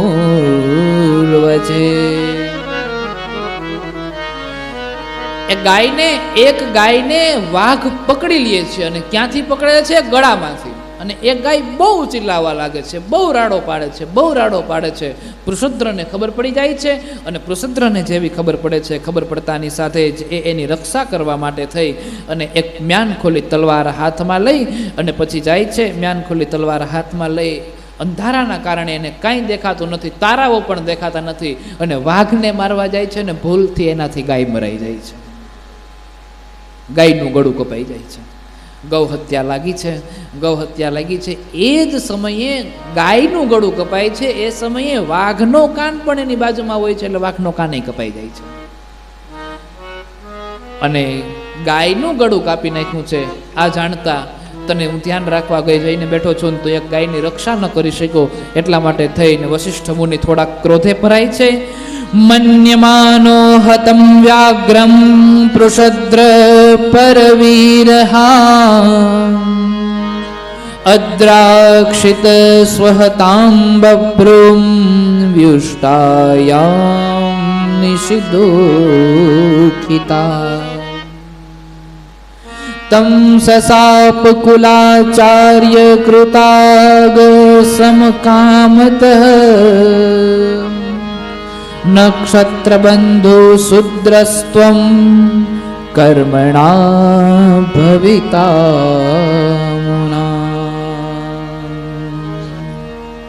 હે પાપી, બ્રાહ્મણ કુળમાં હોવા છતાં પણ તે શૂદ્ર જેવા કામ કર્યા છે, એટલે તું અત્યારે જ ક્ષુદ્ર કુળની અંદર પ્રવેશ કરી જા. શુદ્ર કુળની અંદર પ્રવેશ કરી જા. આમ જ્યાં કીધું છે, કહેતાની સાથે જ એવું કહેવાય છે કે એ શ્રાપને એ પૃષદ્ર સ્વીકાર કરી લે છે. એક પણ જાતની દલીલ કરતો નથી, કારણ કે સંસ્કારી માતા પિતાના સંતાન છે. એક પણ જાતની દલીલ કર્યા વગર શ્રાપનો સ્વીકાર કરી લે છે. સ્વીકાર કર્યા પછી નૈષ્ઠિક બ્રહ્મચર્યનું પાલન કરે છે. નૈષ્ઠિક બ્રહ્મચર્યનું પાલન કરે છે. અને આમ કરતાં કરતાં એવું કહેવાય છે કે એનું મન ભગવાનમાં ચોંટી ગયું. ભલે પાપનું પશ્ચાતાપ કરવા માટે આવ્યો હતો, પણ ધીરે ધીરે પશ્ચાતાપ કરતા કરતા એનું ચિત્ત ઈશ્વરમાં ચોંટી ગયું છે.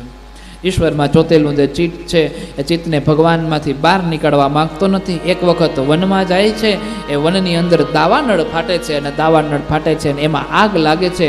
આગ લાગ્યો છે એ જ સમયે એને વિચાર કર્યો છે કે પરમાત્માએ મને સંદેશ કર્યો છે કે મારે આ આગમાં ભસ્મ થઈ જવું જોઈએ. વિચાર કરતાં કરતાં એક પણ જાતનો વિચાર કરતા નથી શરીરને બચાવવાનો, અને એમ કહેવાય છે કે એ વૃષદ્ર છે એ અગ્નિની અંદર પ્રવેશ કરી જાય છે અને પોતાના શરીરને શાંત કરીને પરમાત્માને મળી જાય છે. આવી કથાનું વર્ણન કરવામાં આવ્યું છે.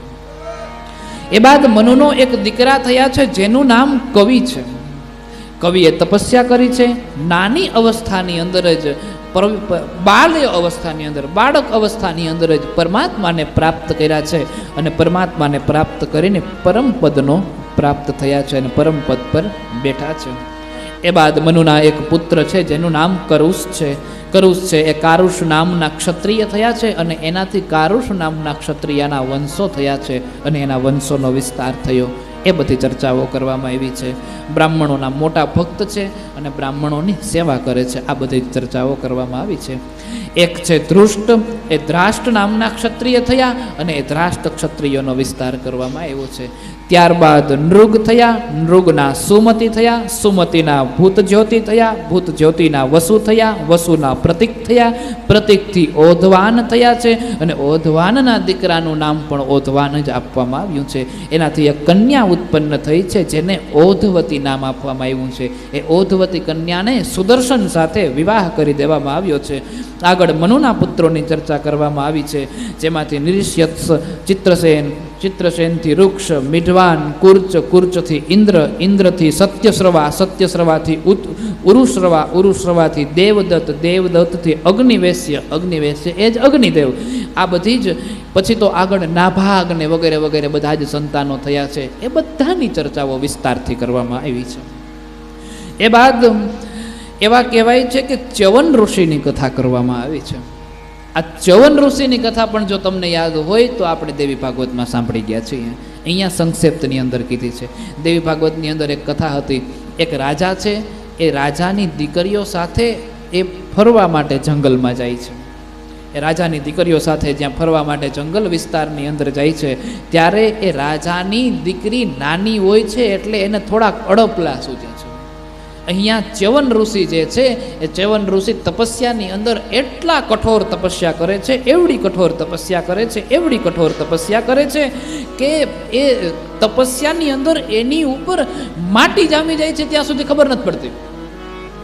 અને માટી જામી ગઈ છે, એના આંખમાંથી તેજ પુંજ નીકળે છે અને આ તેજ પુંજને કારણે એ રાજાની જે દીકરીઓ, પછી આપણે ફરવા જઈએ એટલે છોકરાઓ એની રીતે, મોટા એની રીતે, એ દીકરીઓને થોડીક એમ કહેવાય છે કે મસ્તી સૂજી, હાથમાં કાંટો લીધો અને એ કાંટો જે જ્યાં આંખનું તેજ નીકળતું હતું એ કાંટો લઈ અને એ આંખમાં ભરાયો છે. બંને આંખો ફૂટી ગઈ છે ચ્યવન ઋષિ. ચ્યવન ઋષિની બંને આંખો ફૂટી છે. ફરી પાછા જ્યારે ઘરે આવ્યા છે, લોહી નીકળવા લાગ્યા છે. દીકરીઓ એકદમ ડરી ગઈ છે, કોઈને કાંઈ પણ વાત કરતી નથી. ઘરમાં જઈને જેમ હતા એવી જ રીતે રહેવા લાગ્યા છે. પરંતુ એવું કહેવાય છે કે અરુણ રાજા જે હતા એ રાજાના પરિવારની અંદર દુઃખો બહુ આવવા લાગ્યા. ત્યારે પણ ચર્ચા કરી હતી ને આજે પણ પાછું કહું છું, જે કુટુંબની અંદર વધારે અકસ્માતિક દુઃખો આવતા હોય એ કુટુંબના વડીલે વિચાર કરવો જોઈએ કે આપણાથી કોઈનો અપમાન, અપરાધ થઈ ગયો છે અને અપરાધથી મુક્ત થવા માટે કંઈક ને કંઈક કરવું જોઈએ, કરવું જોઈએ ને કરવું જ જોઈએ. નહીંતર આપણે એમાંથી ક્યારેય મુક્તિ પ્રાપ્ત ન કરી શકીએ. નહીંતર આપણે ભોગવીએ ને આપણી આગળની પેઢીઓ ભોગવે. અને એટલા માટે થઈ અરુણ રાજા સમજી ગયા છે કોઈનો અપરાધ થયો છે. બધાને પાસે બોલાવ્યા છે અને પૂછ્યું છે કે શું થયું છે, જે કોઈથી જે કાંઈ પણ થયું હોય એકદમ સ્પષ્ટ શબ્દમાં કહી દો. અને ત્યારે એ દીકરી છે એ ડરતા ડરતા કહી દે છે કે મારાથી આ અપરાધ થયો છે. બધા પાછા ચ્યવન ઋષિના આશ્રમની અંદર ગયા છે. ચ્યવન અંત થઈને બેઠા છે, એને તો ખબર જ નથી કે કોણ એના આંખમાં કાંટો ભરાવીને હાલ્યા ગયા છે. એ સમયે અરુણ રાજાએ સર્વસ્વ સત્ય હકીકતની વાત કહીને જણાવી છે. અને એની જે દીકરી છે, દીકરીએ નિર્ણય કર્યો છે કે હવે હું એની પતિ તરીકે સેવા કરીશ, એની ધર્મપત્ની બનીશ. એની આંખ મેં ફોડી નાખી એટલે એની હવે સેવા કરીશ. એ ચ્યવન ઋષિની સેવા કરે છે. આ બધી જ જે ચર્ચાઓ છે એ વિસ્તારથી એવું કહેવાય છે કે કરવામાં આવી છે. ચ્યવન ઋષિની વાત સમજાવી છે. ચ્યવન ઋષિની વાતચર્ય સમજાવ્યા પછી મનુના હાર્યા નામના એક પુત્ર થયા છે, એમાંથી સુકન્યા નામની એક કન્યા થઈ છે. આ બધી જ સુકન્યા વગેરે વગેરે બધી જ ચર્ચાઓ છે એ બધી જ છે. અને એ બાદ એવું કહેવાય છે કે નાભાગની કથા કહીને દર્શાવી છે. નાભાગની કથા આપણે શિવ મહાપુરાણ અંતર્ગત સાંભળી હતી. એક પિતાના અનેક સંતાનો હોય છે, નાભાગને ગુરુકુળમાં ભણવા મૂકી દેવામાં આવે છે, અને ગુરુકુળમાંથી ભણીને આવે એના પહેલાં પિતાના સંતાનો છે એ પોતાના પિતાના સંતાનની સંપત્તિને જે હોય છે ભાગ પાડી દે છે. પછી નાભાગ આવે છે, અને પછી નાભાગ આવે છે એટલા માટે નાભાગે જઈને પૂછ્યું કે મારો ભાગ ક્યાં? તો બધાય ભાઈઓ એવું કીધું તું અહીંયા હાજર નહોતો એટલે તારી યાદ આવી નહીં, એટલે તારો ભાગ નીકળો નથી, હવે તારા ભાગમાં બાપા. એટલે એ એના પિતા પાસે જાય છે. પિતાજીને કીધું કે પિતાજી, ભાઈઓએ મને કંઈ ભાગ નથી આપ્યો, એટલે મારે શું કરવું જોઈએ? અને ત્યારે પિતાજીએ આદેશ આપતા કીધું છે કે દીકરા, તું તો વેદનો મંત્રોને જાણકાર છે, તું ભણવા ગયો હતો ગુરુકુળની અંદર. જો સામે યજ્ઞ ચાલે છે, ત્યાં અમુક દિવસે બ્રાહ્મણો સ્વર્ગમાં જવા માગે છે, પણ અમુક દિવસે કંઈક ભૂલ કરી બેસે છે, જેના હિસાબે યજ્ઞ પૂર્ણ નથી થતો અને એ સ્વર્ગમાં જવા માગતા નથી. અને એ સમયગાળા દરમિયાન હું તને શ્લોક શીખડાવું છું, તું જા યજ્ઞમાં એ શ્લોકને બોલજે, એને પૂર્ણ કરજે યજ્ઞને. બ્રાહ્મણો સ્વર્ગમાં જશે, વધેલું જે ધન છે તને પ્રાપ્ત થશે. ત્યાં જાય છે, શ્લોક બોલે છે, યજ્ઞ પૂર્ણ થાય છે, બ્રાહ્મણો સ્વર્ગમાં જાય છે, વધેલું ધન નાભાગને પ્રાપ્ત થાય છે. એ જ સમયે શિવજી પરીક્ષા કરવા માટે રુદ્ર અવતારને ધારણ કરે છે, જેને શિવપુરાણ અંતર્ગત કૃષ્ણ દર્શન અવતાર કીધો છે. એ રુદ્ર અવતારને ધારણ કર્યો છે. અને પછી ભગવાન પ્રગટ થઈ અને નાભાગને કીધું છે કે આના ઉપર તો મારો હક છે. ત્યારે નાભાગ કે આપણે મારો હક છે એવું મારા બાપાએ કીધું. શિવજી કે હાલો આપણે તારા પિતા પાસે જઈને પૂછીએ. અને એની પાસે જાય છે, અને ત્યારે નાભાગના પિતા છે એ જાણી જાય છે કે આ કોઈ સામાન્ય નથી, એટલે કીધું કે દીકરા તે જે છે એ બધું એને આપી દે, તને હું બીજો મંત્ર શીખડાવું છું. શિવજી પ્રસન્ન થાય છે અને એને આશીર્વાદ આપે છે. આ કથાનું વર્ણન કરવામાં આવ્યું છે. એ બાદ અંબરીશની કથાનું વર્ણન કરવામાં આવ્યું છે. અંબરીશની કથા દર્શાવતા એવું કીધું છે કે અંબરીશે એક વખત 11નું વ્રત કર્યું છે. એ 11નું વ્રત કર્યું છે. બરાબર 11ની તિથિ પૂર્ણ થતી હતી અને 12ની તિથિનો ભાગ બેસતો હતો. એ સમયે પારણા કરવા માટે જ્યારે બેસે છે ત્યારે દુર્વાસા ઋષિ ત્યાં હાજર થઈ જાય છે. અને દુર્વાસા ઋષિને આને પૂછી લીધું કે આવો ખાવા બેસવું છે, ભોજન લેવા, પ્રસાદ લેવા. દુર્વાસાએ હા પાડી. અને દુર્વાસાએ હા પાડી છે. હા પાડતાની સાથે જ જે એવું કહેવાય છે કે દુર્વાસા ઋષિ છે એ હા પાડે છે, એટલે દુર્વાસા ઋષિ છે એ પછી એમ કીધું કે તું થોડીક વાર માટે જારો કરતો નહીં, હમણાં મને જમાડાને જમજે, હું સ્નાન કરીને પાછો આવું છું. અને ત્યારે સ્નાન કરવા માટે જેવા જાય છે અને ત્યાં પાછા આવે છે, એ સમયગાળા દરમિયાન એવો વિચાર કરે છે કે અંબરીશ કે જો 12નો ભાગ બેસી જશે તો મારું 11ના વ્રતનું ભંગ થશે. પારણા કરી લેવા જરૂરી હોય છે. 11ના વ્રતનું ભંગ થશે. અને એટલા માટે થઈને હવે હું શું કરું? દુર્વાસા મુનિની આજ્ઞા છે, એના પહેલાં ભોજન પણ ન થાય. એ સમયે હાથમાં જળ લે છે અને જળનો એકાદ ઘૂંટડો ભરે છે અને એનાથી એ પોતાનું વ્રત તોડે છે. વગેરે બધી ચર્ચાઓ છે. એ જ સમયગાળા દરમિયાન દુર્વાસા ઋષિ આવી જાય છે અને એને ખ્યાલ પડી જાય છે કે આન્ય વ્રત તો તોડી નાખ્યું છે અને મારું અપમાન થયું. દુર્વાસા ક્રોધે ભરાણા અને એને સજા કરવા માટે જાય છે. ભગવાન એવું કહેવાય છે કે સુદર્શન ચક્ર જ્યારે આવે છે એ એની રક્ષા કરે છે. સુદર્શન ચક્ર દુર્વાસા ઉપર આવે, દુર્વાસા ભાગી નીકળ્યા. દુર્વાસા ભાગે છે અને ભાગતા ભાગતા પહેલાં તો બધા લોકમાં ગયા, દેવલોકની અંદર, ક્યાંય વૈકુંઠમાં, કોઈ બીજી જગ્યાએ, કોઈ બીજી જગ્યાએ, કોઈ બીજી જગ્યાએ એવી રીતના જાય છે. પરંતુ એવું કહેવાય છે કે એ દુર્વાસા ઋષિ જ્યાં જ્યાં જાય છે ત્યાં બધી જગ્યાએથી દુર્વાસા ઋષિને કહી દેવામાં આવે છે કે ભાઈ અહીંયા તમારો સ્વીકાર નહીં થાય, કારણ કે તમે ભગવાનના ભગતને હેરાન કરો છો અને જે ભગવાનના ભગતને હેરાન કરે એનો સ્વીકાર આ દરબારમાં થાય નહીં. કીધું એ પ્રમાણે ભગવાન સમક્ષ તમે કદાચ બીજું કાંઈ બોલો તોય હાલે, પણ ભગવાનના ભગતને તમે જ્યારે હેરાન કરો છો ત્યારે ભગવાન કોઈ દે છોડતો નથી. જ્યાં સુધી એમ કહેવાય છે કે હિરણ્યકશિપુએ બીજા માણસોને હેરાન કર્યા છે, બીજા માણસોને દુઃખી કર્યા છે, હિરણ્યકશિપુએ બીજા માણસોને હેરાન કરીને ભગવાન સાથે વેર બાંધ્યું છે, ત્યાં સુધી ભગવાન કાંઈ બોલ્યા નથી. પણ જેવું એમ કહેવાય છે કે દુર્વાસા ઋષિ હિરણ્યકશિપુ પ્રહલાદ ઉપર આફત નાખવા જાય છે, બરાબર એ જ સમયે ભગવાન ઋષિ સ્વરૂપની અંદર પ્રગટ થઈ જાય છે. મીરાબાઈ ઉપર અનેક પ્રકારના દુઃખો આપવામાં આવ્યા છે, અનેક પ્રકારના દુઃખોને મીરાબાઈ સહન પર કર્યા છે, પણ જેવા ઝેરના કટોરા આપવામાં આવ્યા છે એ જ સમયે એવું કહેવાય છે કે મીરાબાઈ ને ઝેરના કટોરા પીવા માટે કાળિયો ઠાકર ત્યાં પૂગી જાય છે. પિતા અમૃતના પ્યાલા. સામાન્ય માણસોને જ્યારે કોઈ હેરાન કરે છે, ભગવાનના ભગતને જ્યારે કોઈ હેરાન કરે છે, ત્યારે ભગવાન એને છોડતા નથી. દુર્વાસા ઋષિ જેવા ઋષિ પણ લોકની અંદર ફરતા ચક્ર પાછળ પાછળ આવે છે, અને પછી અંતે પરમાત્મા પાસે ગયા. પ્રભુ, આ સુદર્શન ચક્ર તો તમારું ચક્ર છે, તમે એને કયો એ શાંત થઈ જાય અને મારી રક્ષા કરો. ત્યારે ભગવાન કહે છે, અહમ ભક્ત પરાધીનો યવ સ્વતંત્ર ઇવ દ્વિજ સાધુભિર્ગ્રસ્ત હૃદયો ભક્તેર ભક્ત જન પ્રિય નાહમાત્માન માસાસે મદ ભક્તે સાધુ વિના શ્રિયમ ચાત્યંતિ કિમ બ્રહ્મન येषां गतिरहं परा येषां गतिरहं પરા.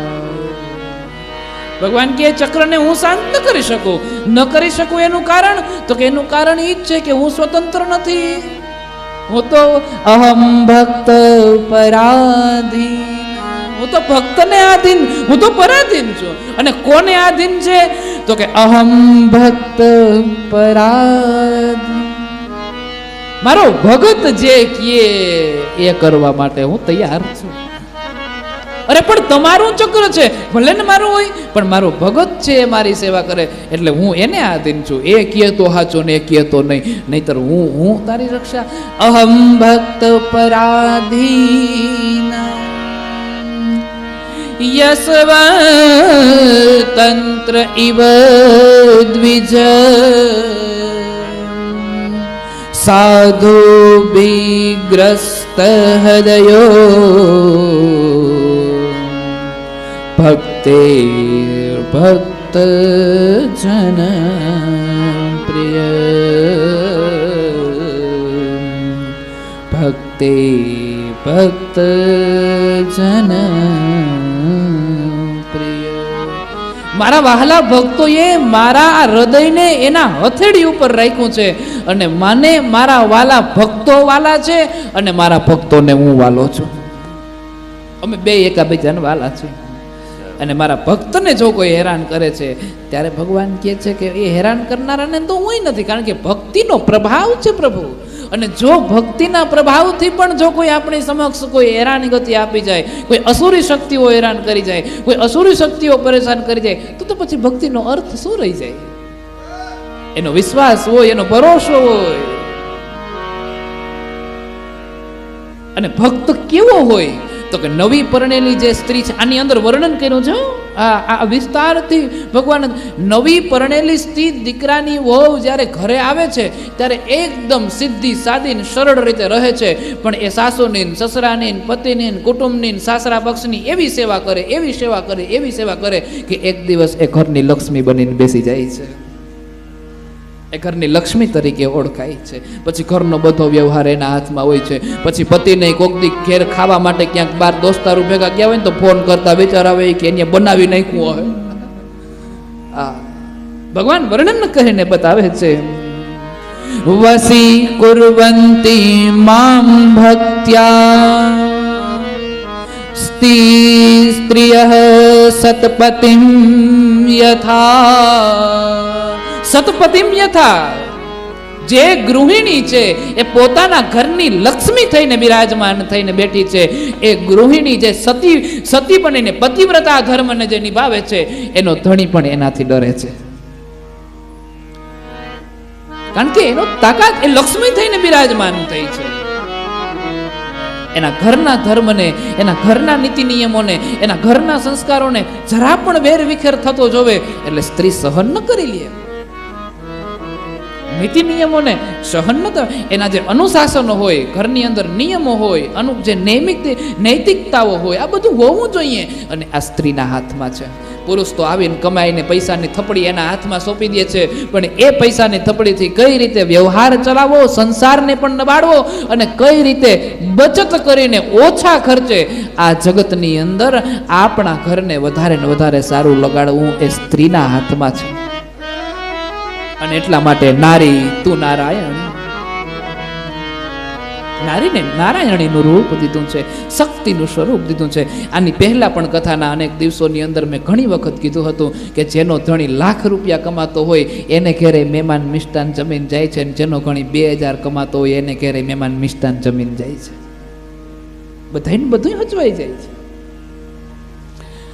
વસી કુર્વંતી મામ હત્યા સતીસ્ત્રયઃ સત્પતિમ યથા. જેમ પતિવ્રતા ધર્મને નિભાવનારી સ્ત્રી છે, એક વખત ઘરની લક્ષ્મી બની જાય છે. જ્યારે પ્રથમ વખત એ સાસરાની અંદર પ્રવેશ કરે છે ત્યારે તો એકદમ સહેમી, એકદમ ડરેલી, એકદમ દુખી, જાણે એના વ્યવહારની એને કંઈ ખબર જ નથી એ રીતે એની અંદર રહે છે. પણ ધીરે જેમ સમય આગળ નીકળતો જાય છે એમ એ ઘરની લક્ષ્મી બની જાય છે. અને પછી આખા ઘરનો જે વ્યવહાર છે એ પોતાના હાથે લઈને બેસી જાય છે. એમ ભગત પણ ભગવાનની ભક્તિ કરે છે. જ્યારે ભક્તિ કરે છે ત્યારે એને મનની અંદર ફડકાવો હોય છે, એના મનની અંદર ડર હોય છે, એના મનની અંદર ચિંતાઓ હોય છે કે હું આ માળા પહેરું એનું પરિણામ મળશે, હું આ યજ્ઞ કરું એનું પરિણામ મળશે, હું મંદિરે દર્શન કરવા જાઉં એનું પરિણામ મળશે. પણ જ્યારે ધીમે કરતા એનો સમય વીતતો જાય છે અને ધીમે એના સંસારની અંદર જેમ સુખ આવતા જાય છે એની ભક્તિ દ્રઢ બનતી જાય છે, એનો વિશ્વાસ વધતો જાય છે. રોજ સૂર્યનારાયણને જળ ચડાવે ત્યારે શરૂઆતમાં તો એને વિચાર આવે છે કે આવું સત્ય હશે, આ સૂર્યનારાયણ સુધી પહોંચતું હશે, એ આપણી ઉપર કૃપા કરતા હશે. પણ જેવા 4-6 મહિના વીતે ને સૂર્યનારાયણની કૃપા થાય ને આપણા સંસારની અંદર અંજવાડા થવા લાગે, પછી એ લોટાને ચડાવવામાં આપણી શ્રદ્ધા વધી જાય છે. યજ્ઞ કરવા બેસીએ છીએ ત્યારે વિચાર આવે છે કે આ યજ્ઞ પરિણામ આપશે, અને પછી યજ્ઞ પૂર્ણ થાય છે. અને અમુક દિવસોની અંદર જ જ્યારે ઘરમાં સુખ શાંતિ થઈ જાય છે અને યજ્ઞ નારાયણ દેવ આપણી ઉપર કૃપા વરસાવે છે, ત્યારે એના મનમાં વિચાર આવે છે કે હજી જીવનમાં ક્યારેક મોકો મળે તો એકાદ વખત યજ્ઞ કરવો છે. કથા શ્રવણ કરવા માટે જાય ને કથા સાંભળતા પોતાના જીવતરની અંદર જો સુધારો આવી જાય અને સમાજ એના કંઈક વખાણ કરતો થઈ જાય છે, ત્યારે એ જીવને એવો વિચાર આવે છે કે હજી એકાદ વખત જો ક્યાંય મોકો મળે ને અવસર મળે ને કથા સાંભળવા જવાનો મોકો પ્રાપ્ત થાય તો એક વખત સાંભળી લેવી છે. રોજ સાંજ અને સવાર પરમાત્માના મંદિરિયાની અંદર, ઘરની અંદર મંદિર હોય એમાં કુળદેવીના નામનો દીવો પ્રગટાવીએ, ઈષ્ટદેવના નામનો દીવો પ્રગટાવીએ, અગરબત્તી કરીએ, પછી એને પ્રાર્થના કરીએ, મનને અને બુદ્ધિને ભગવાન મક્કમ કરે છે. અને બધાની અંદર જ્યાં સક્ષમતાઓ પ્રાપ્ત થાય છે અને સંસારની અંદર વિશાળતા પ્રાપ્ત થાય છે, બિઝનેસની અંદર વિશાળતાઓ પ્રાપ્ત થાય છે, આપણા ધંધાઓની અંદર વિશાળતાઓ પ્રાપ્ત થાય છે, સતત અને સતત પ્રગતિ થતી જાય છે.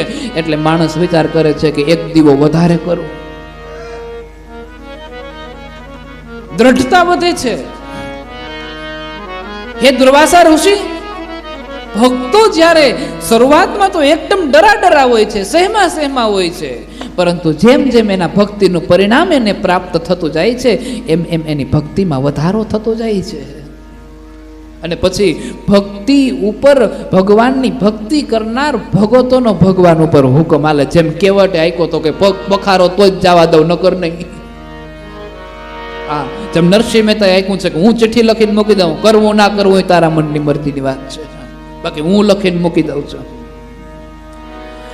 મત્સેવયા પ્રતિતમ ચ સાલોક્યાદિચતુષ્ટયમ નેછન્તિ સેવયા પૂર્ણ કૃતોન્યત કાલવિદ્રુતમ સાધવો હૃદયં મહ્યમ સાધુનાં હૃદયં ત્વહં મદન્યત તે જાનન્તિ નાહં તેભ્યો મનાગપી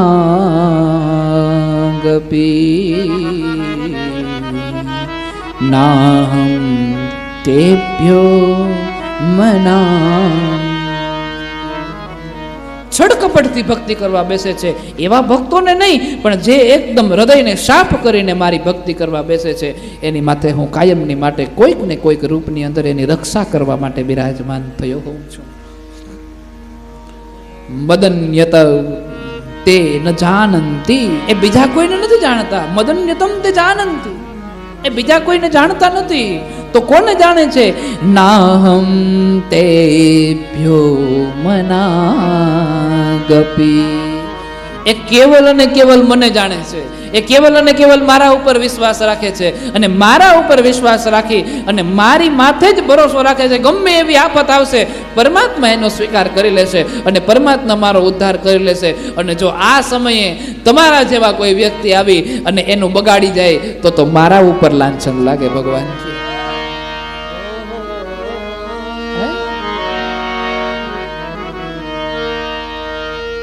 ઈશ્વર સમજાવે છે ઋષિને, એક એક વસ્તુનું વર્ણન કરીને વિસ્તારથી ભગવાન સુંદર સુંદર રીતે અમુક અમુક દાખલાઓ આપીને સમજાવે છે. હે દુર્વાસાજી, તમને તો હું શું કહું, તમે તો સર્વસ્વ બધું જ જાણો છો. ભક્ત મારા હૃદયની અંદર બિરાજમાન છે અને ભક્તોના હૃદયની અંદર હું સ્વયં બિરાજમાન છું. સાધવો હૃદયમ મહ્યમ, સાધુના હૃદયમાં હું બિરાજમાન છું. અને સાધુ કહેતા ભગવા વેશ ધારણ કરેલા એ જ નહીં, પણ જે ભગવાનની ભક્તિ કરે છે ભક્તોના હૃદયની અંદર હું બિરાજમાન છું. સાધવો હૃદયમ મહ્યમ સાધુનામ હૃદયમ ત્વહં, સાધુના હૃદયમાં હું બિરાજમાન છું, ભક્તોના હૃદયમાં હું સતત અને સતત એને શંકાઓ એને એને એને એને એને સંકેતો આપું છું કે તારા જીવનમાં હવે આવું થવાનું છે, આવું થવાનું છે, આવું થવાનું છે. સતત ઈશ્વરની ભક્તિ કરે છે, સતત ભગવાનનું ભજન કરે છે, સતત ભગવાનની ભક્તિ કરે છે. એના જીવનમાં ક્યારેક કાંઈક ખરાબ થવાનું હોય ને તોય પેટમાં ફડકા પડતા હોય એવું લાગવા લાગે. અને ત્યારે એ વ્યક્તિ વિચાર કરી લે છે કે આજ કંઈક ખરાબ થશે. અને કંઈક સારું થવાનું હોય ને તો શરીર એને સંદેશાવો આપે છે કે આજ કંઈક સારું થશે. એટલે તો આપણે કહીએ જાય ડાબી આંખ ફડકે ને જમણી આંખ ફડકે. એ ઈશ્વરના સંકેતો છે, કારણ કે હું એના હૃદયમાં બિરાજમાન છું અને હૃદયની અંદર રહી અને હું એના ઉપર કૃપા કરું છું. અને ભગવાન કહે છે કે મારો ભગત છે એ બીજા કોઈ નથી જાણતો, કોઈ નથી જાણતો, કેવલ અને કેવલ જાણે છે નાભ્યમ તૈભ્યો મનાગપી, મને જ જાણે છે, મારા સિવાય કોઈ નથી જાણતો. નાહમ તેભ્યો મનાગપી, મારા સિવાય કોઈ નથી જાણતો. ઉપાયમ કથયશ્યામિ તવ વિપ્ર શૃણુસ્વ તત અયમ યાત્મા વિચારસ્તે પતસ્તમ યાતુ વે ભવાન. સાધુ સુપ્રહિતમ તેજ પ્રહરતુ કુરુતે શિવમ પ્રહરતુ કુરુતે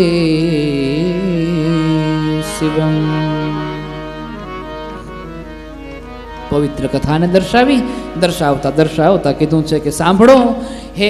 અને આમ જ્યાં કીધું છે ને ત્યાં દુર્વાસા ઋષિ બોલ્યા, પણ તમારું સુદર્શન ચક્ર, તમારો ભક્ત, કાંઈક તો રસ્તો હોય કે નહીં? એટલે ભગવાન કે એનો રસ્તો એવો જેનો ગુનો થયો ને એની માફી માગો. અહીં મારી પાસે કંઈ નહીં હાલે. આપણે ગુના ગામના કરી આવીએ ને પછી ઈશ્વરના દરબારમાં જઈને માફી માગી આવીએ છે, ભગવાન મને માફ કરી દેજે, એમ હાલે? એમ ના હાલે. પગમાં લાગે ને હાથમાં પાટો બાંધીએ ચાલે? અહીંયા ઓલું ટીચર ચોંટાડીએ ને પછી બે રૂ નાખીએ ને પછી એકાદ પાટો ડોક્ટરને કે જરાક ટાઈટ બાંધજો, એમ હાલે? એ તો જ્યાં લાગ્યું હોય ત્યાં બાંધવું પડે, જેને દુઃખ દીધું હોય ત્યાં મલમ લગાડવું પડે.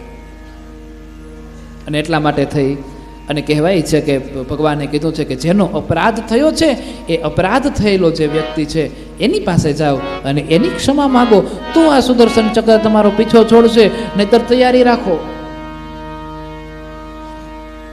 દુર્વાસા ઋષિ સમજી ગયા છે અને દુર્વાસા ઋષિ સમજી ગયા છે એટલે દુર્વાસા ઋષિ તપો વિદ્યા ચ વિપ્રાણામ નિહ શ્રેયસ્કરે ઉભે તે એવ દુર્વનીતસ્ય કલ્પે તે કર્તુરન્યથા બ્રહ્મં સ્તદ ગચ્છ ભદ્રં તે નાભાગતનયં નૃપં ક્ષમાપય મહાભાગં તતઃ શાંતિર્ભવિષ્યતિ તતઃ શાંતિ પ્રવિષ્યતિ.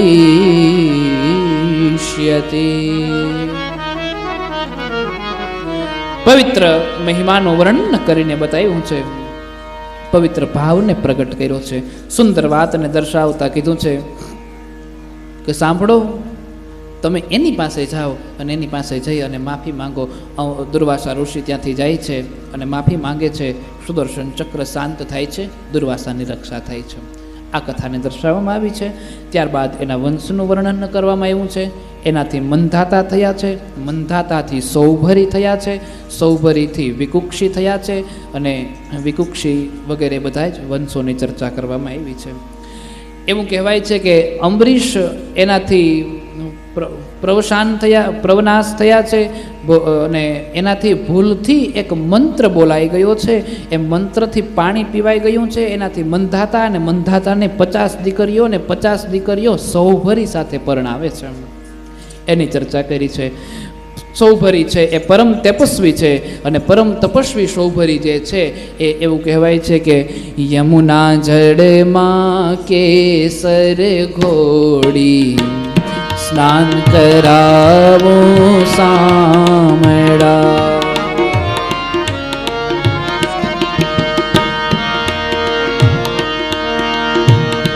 યમુના જળમાં કેસર ઘોડી સ્નાન કરાવું સાંભળા. હળવે હાથે અંગો ચોડી લાડ લડાવો સામડા. હળવે હાથે અંગો ચોડી લાડ લડાવું સાંભળા. એ સૌભરી ઋષિ છે, એ જમનાના કિનારે સ્નાન કરવા માટે જાય છે.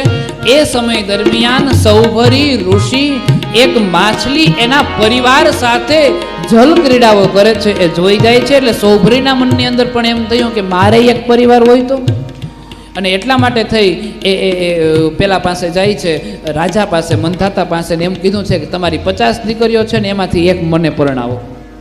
એટલે આ ઋષિ છે થોડાક મોટી અવસ્થાના છે, વૃદ્ધા અવસ્થાની અંદર છે, અને એટલા માટે થઈ અને મંધાતાએ એવું કીધું કે સ્વયંવરમાં આવો અને જીતી જાઓ. અને સૌભરીએ એવો વિચાર કર્યો છે કે આ વૃદ્ધા અવસ્થાની અંદર છે એટલે એની એવો વિચાર કરી લીધો કે આ સ્વયંવર જીતી નહીં શકે. પણ માયા વડે યુવાન થયા છે, એના સૌંદર્યને ધારણ કર્યું છે, એટલે ઓલી 50 દીકરીઓ હતી ને બધી અંદરો અંદર ઝઘડવા લાગી કે આ મારો પતિ, આ મારો પતિ, આ મારો પતિ, આ મારી માટે બન્યો, તારી માટે નથી, મારી માટે છે. પછી 50-50નો વિવાહ એમની સાથે થાય છે, એની સાથે સંસાર માંડે છે, વન જંગલની અંદર રહે છે. અને એ મંધાતા જ્યારે એ સંસારને જોવા માટે આવે છે, દીકરીઓને સુખી જોઈ છે, પિતા બહુ રાજી થયા. મંધાતા પાછા આયલા જાય છે. એક સમયે સૌભરી રાજા તપસ્યા કરવા માટે બેઠા છે અને એને યાદ આવી ગયું કે હું તો ઋષિ છું, તપસ્વી છું, હું ક્યાં સંસારમાં ફસાણો. યમુના જળમાં કેસર ઘોડી સ્નાન કરાવું શામળા. યમુના જલમાં કેસર ઘોડી સ્નાન કરાવું શામળા. હળવે હાથે અંગો છોડી સ્નાન કરાવું શામળા. હળવે હાથે અંગોલું છે સ્નાન કરાવું શામળા. તને સ્નાન કરાવું શામળા. તને સ્નાન કરાવું શામળા. જમનાની અંદર સ્નાન કરવા માટે જાય છે અને બરાબર એ જ સમયે માછલીની લીલાઓ જોઈ છે અને એમાં એનું મન ફસાણું મંધાતા પાસે ગયા અને મંધાતાને જઈને કીધું કે એક દીકરી આપો. વૃદ્ધાવસ્થાને કારણે સ્વયંવરમાં જીતવા માટે કીધું છે. આના મનની એમને અંદર એવું થયું કે મારી જ્યાં આ મોઢાની રેખાઓ તૂટવા માંડીને કડછલી પડવા માંડીને એટલે દીકરીઓ મને પસંદ નહીં કરે અને માયા વડે પોતાના શરીરને સુંદર બનાવ્યું છે અને 50 દીકરીઓને પોતાની તરફ આકર્ષિત કરી લીધી છે. 50 દીકરીઓને આકર્ષિત કરી છે અને એના સંસારને સુખી જોયો છે. મંધાતા બહુ રાજી થયા. એક સમયની વાત છે, તપસ્યા કરવા માટે જાય છે ત્યારે વિચાર આવ્યો છે કે આ હું ખોટું કરીને બેઠો છું, ક્યાં સંસારની માયામાં ફસાણું, હું તો ઋષિ છું, મારે તપસ્યા કરવાની હોય. અને પોતાની પત્નીઓ પાસે જઈને તપસ્યા કરવા માટે જવાની વાત કરે છે. પત્નીઓ પણ તપસ્યા કરવા માટે સાથે જાય છે. બધા જ તપસ્યા કરવા બેસે છે અને એક વખત એવું કહેવાય છે કે અગ્નિની અંદર પોતાના શરીરને શાંત કરી દે છે. આ મંધાતાના વંશની કથાને દર્શાવવામાં આવી છે. એ બાદ ત્રિશંકુ થયા છે. એ ત્રિશંકુની ચર્ચા કરવામાં આવી છે. આ ત્રિશંકુની કથા પણ આપણે દેવી ભાગવતમાં સાંભળી ગયા છીએ. ત્રિશંકુ એક રાજાનો દીકરો છે અને રાજાનો જે દીકરો છે, અરુણ રાજાનો દીકરો, અરુણ એના પિતાનું નામ છે, અરુણનો દીકરો છે અને બહુ તોફાની છે અને બહુ ઋષિઓને હેરાન કરે છે. એક સમયે બ્રાહ્મણની દીકરીના લગ્ન હતા અને ત્યાં વિઘ્ન ઊભું કર્યું એટલે વશિષ્ઠ મુનિએ શ્રાપ દઈ દીધો કે તું પશુ જેવો છે એટલે પશુ જેવો થા, માથે 3 હિંગણા ઉગે છે. આ કથાને આપણે દેવી ભાગવતમાં સાંભળી હતી. પછી તો વનમાં જાય છે ને ગંગા કિનારે તપસ્યા કરે છે અને સેવા કરે છે ને બધી ચર્ચાઓ છે. અને વશિષ્ઠ મુનિને પછી પાછી આવે ને માફી માંગે છે પણ વશિષ્ઠ મુનિ એને માફ નથી કરતા અને ત્રિશંકુની જે કંઈ પણ વિસ્તારની કથાઓ છે એ કથાને આપણે સાંભળી છે. એ ત્રિશંકુથી હરિશ્ચંદ્ર રાજા થયા છે. એ હરિશ્ચંદ્ર રાજાથી રોહિત થયા, રોહિતથી બાહુ થયા છે, બાહુથી સગર રાજા થયા છે અને સગરના 60,000 જે પુત્ર થયા છે એ 60,000 પુત્રોની ચર્ચા કરવામાં આવી. સગરને 2 પત્નીઓ હોય છે, એકથી 60,000 પુત્ર થાય છે અને એકથી જે ભગવાન પરમાત્માની એ બધી જ ચર્ચાઓનો વિસ્તાર કરવામાં આવ્યો છે. આઈએ આજની આ કથાને આપણે વિશ્રામ આપીએ અને સગર રાજાના જે વિસ્તારની ચર્ચા છે એ કથાને આપણે આવતીકાલે કરીશું. આવતીકાલે રામ જન્મને સંક્ષિપ્તમાં જોશું, કારણ કે આ રામાયણની કથાની અંદર રામ જન્મ અને પછી આ વરસાદની આગાહી છે એટલે વાતાવરણ જોઈ લઈએ, નહીંતર હવે 1-2 દિવસમાં નંદભયો કરી લઈએ. એ તમને 2 દિવસ પહેલાં અહીંથી કહી દેવામાં આવશે કે 2 દિવસ પછી નંદભયો છે. હવે વધી 3-4 દિવસમાં મને ખબર છે, મને કાયમ બધાય પૂછે કે બાપુ નંદભયો કેદી? હમણાં કર્યો, તમે તાર મોજ કરો, આ ધીમે ધીમે કરવાનો છે. આપણે ભગવાન કેદી ના આવીને બેસી ગયા રાહ જોવે છે કે કેદી કાંડોળો હોય ને કેદી બંધ લઈ જાય.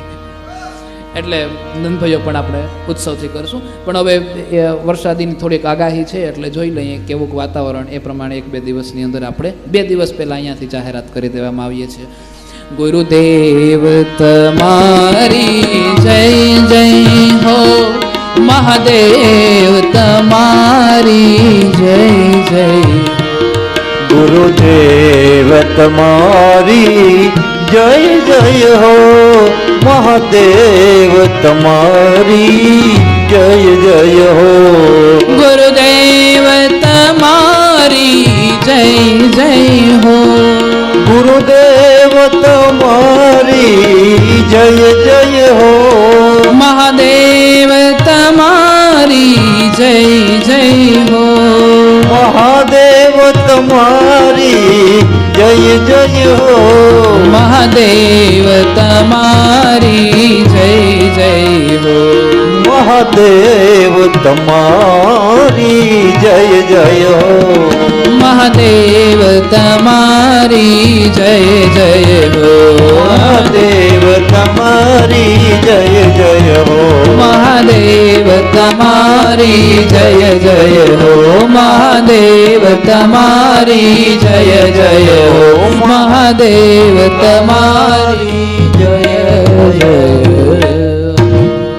બોલ મોવેશ્વર મહાદેવ કી જય વાછરા દાદાની દ્વારિકાધીશ કી જય હરસિદ્ધિ માત કી હરિ ઓમ નમઃ પાર્વતી પતયે હર હર મહાદેવ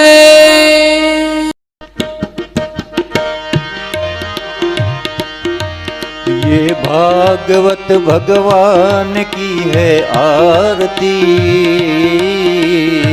पापियों को पाप से ये तारती ये भागवत भगवान की है आरती पापियों को पाप से ये तारती ये अमर ग्रंथ ये मुक्ति पंथ ये पंचम वेद निराला नई ज्योत जगाने वाला नई ज्योत जगाने वाला नई ज्योत जगाने वाला हरि नाम यही हरि धाम यही हरि नाम यही हरि धाम यही ये जग मंगल की आरती पापियों को पाप से ये तारती ये भागवत भगवान की है आरती पापियों को पाप से ये तारती ये शांति गीत पावन पुनीत पापों को मिटाने वाली हरि दर्श कराने वाली हरि दर्श कराने वाली ये सुख करती ये दुख हरती ये सुख करती ये दुख हरती ये मधुसूदन की आरती पापियों के पाप से ये तारती ये भागवत भगवान की है आरती पापियों को पाप से ये तारती ये मधुर बोल मम पंथ खोल सतमार्ग बताने वाली बिगड़ी को बनाने वाली बिगड़ी को बनाने वाली श्री राम यही घनश्याम यही श्री राम यही घनश्याम यही ये प्रभु महिमा की आरती पापियों को पाप से तारते ये भागवत भगवान की है आरती पापियों को पाप से ये तारते पापियों को पाप से ये तारते कर्पूर गौरम करुणावतारम संसार सारम भुजगेन्द्रहारम सदा वसन्तं हृदयारविन्दे भवं भवानी सहितं नमामि मङ्गलं भगवान् शम्भु मङ्गलं वृषभध्वजा मङ्गलं पार्वतीनाथ मङ्गलाय तनो हरि सर्वमङ्गलमाङ्गल्ये शिवे सर्वार्थसाधिके शरण्ये त्र्यम्बके गौरी नारायणी नमोस्तुते नारायणी नमोस्तुते नारायणी नमोस्तुते नारायणी नमो बोल मोवेश्वर महादेव की जय हरि ओम नमः पार्वती पतये हर हर महादेव गंगे हर नर्मदे हर जटा शंकरे हर हर महादेव आइए આજની આ કથાને આપણે અહીં વિશ્રામ આપીએ। આજે સૌને જય શ્રી કૃષ્ણ. કાલે વેલા આવજો. હરિગુણ ગાવા, હરિરસ પીવા, સાથે સૌને લાવજો.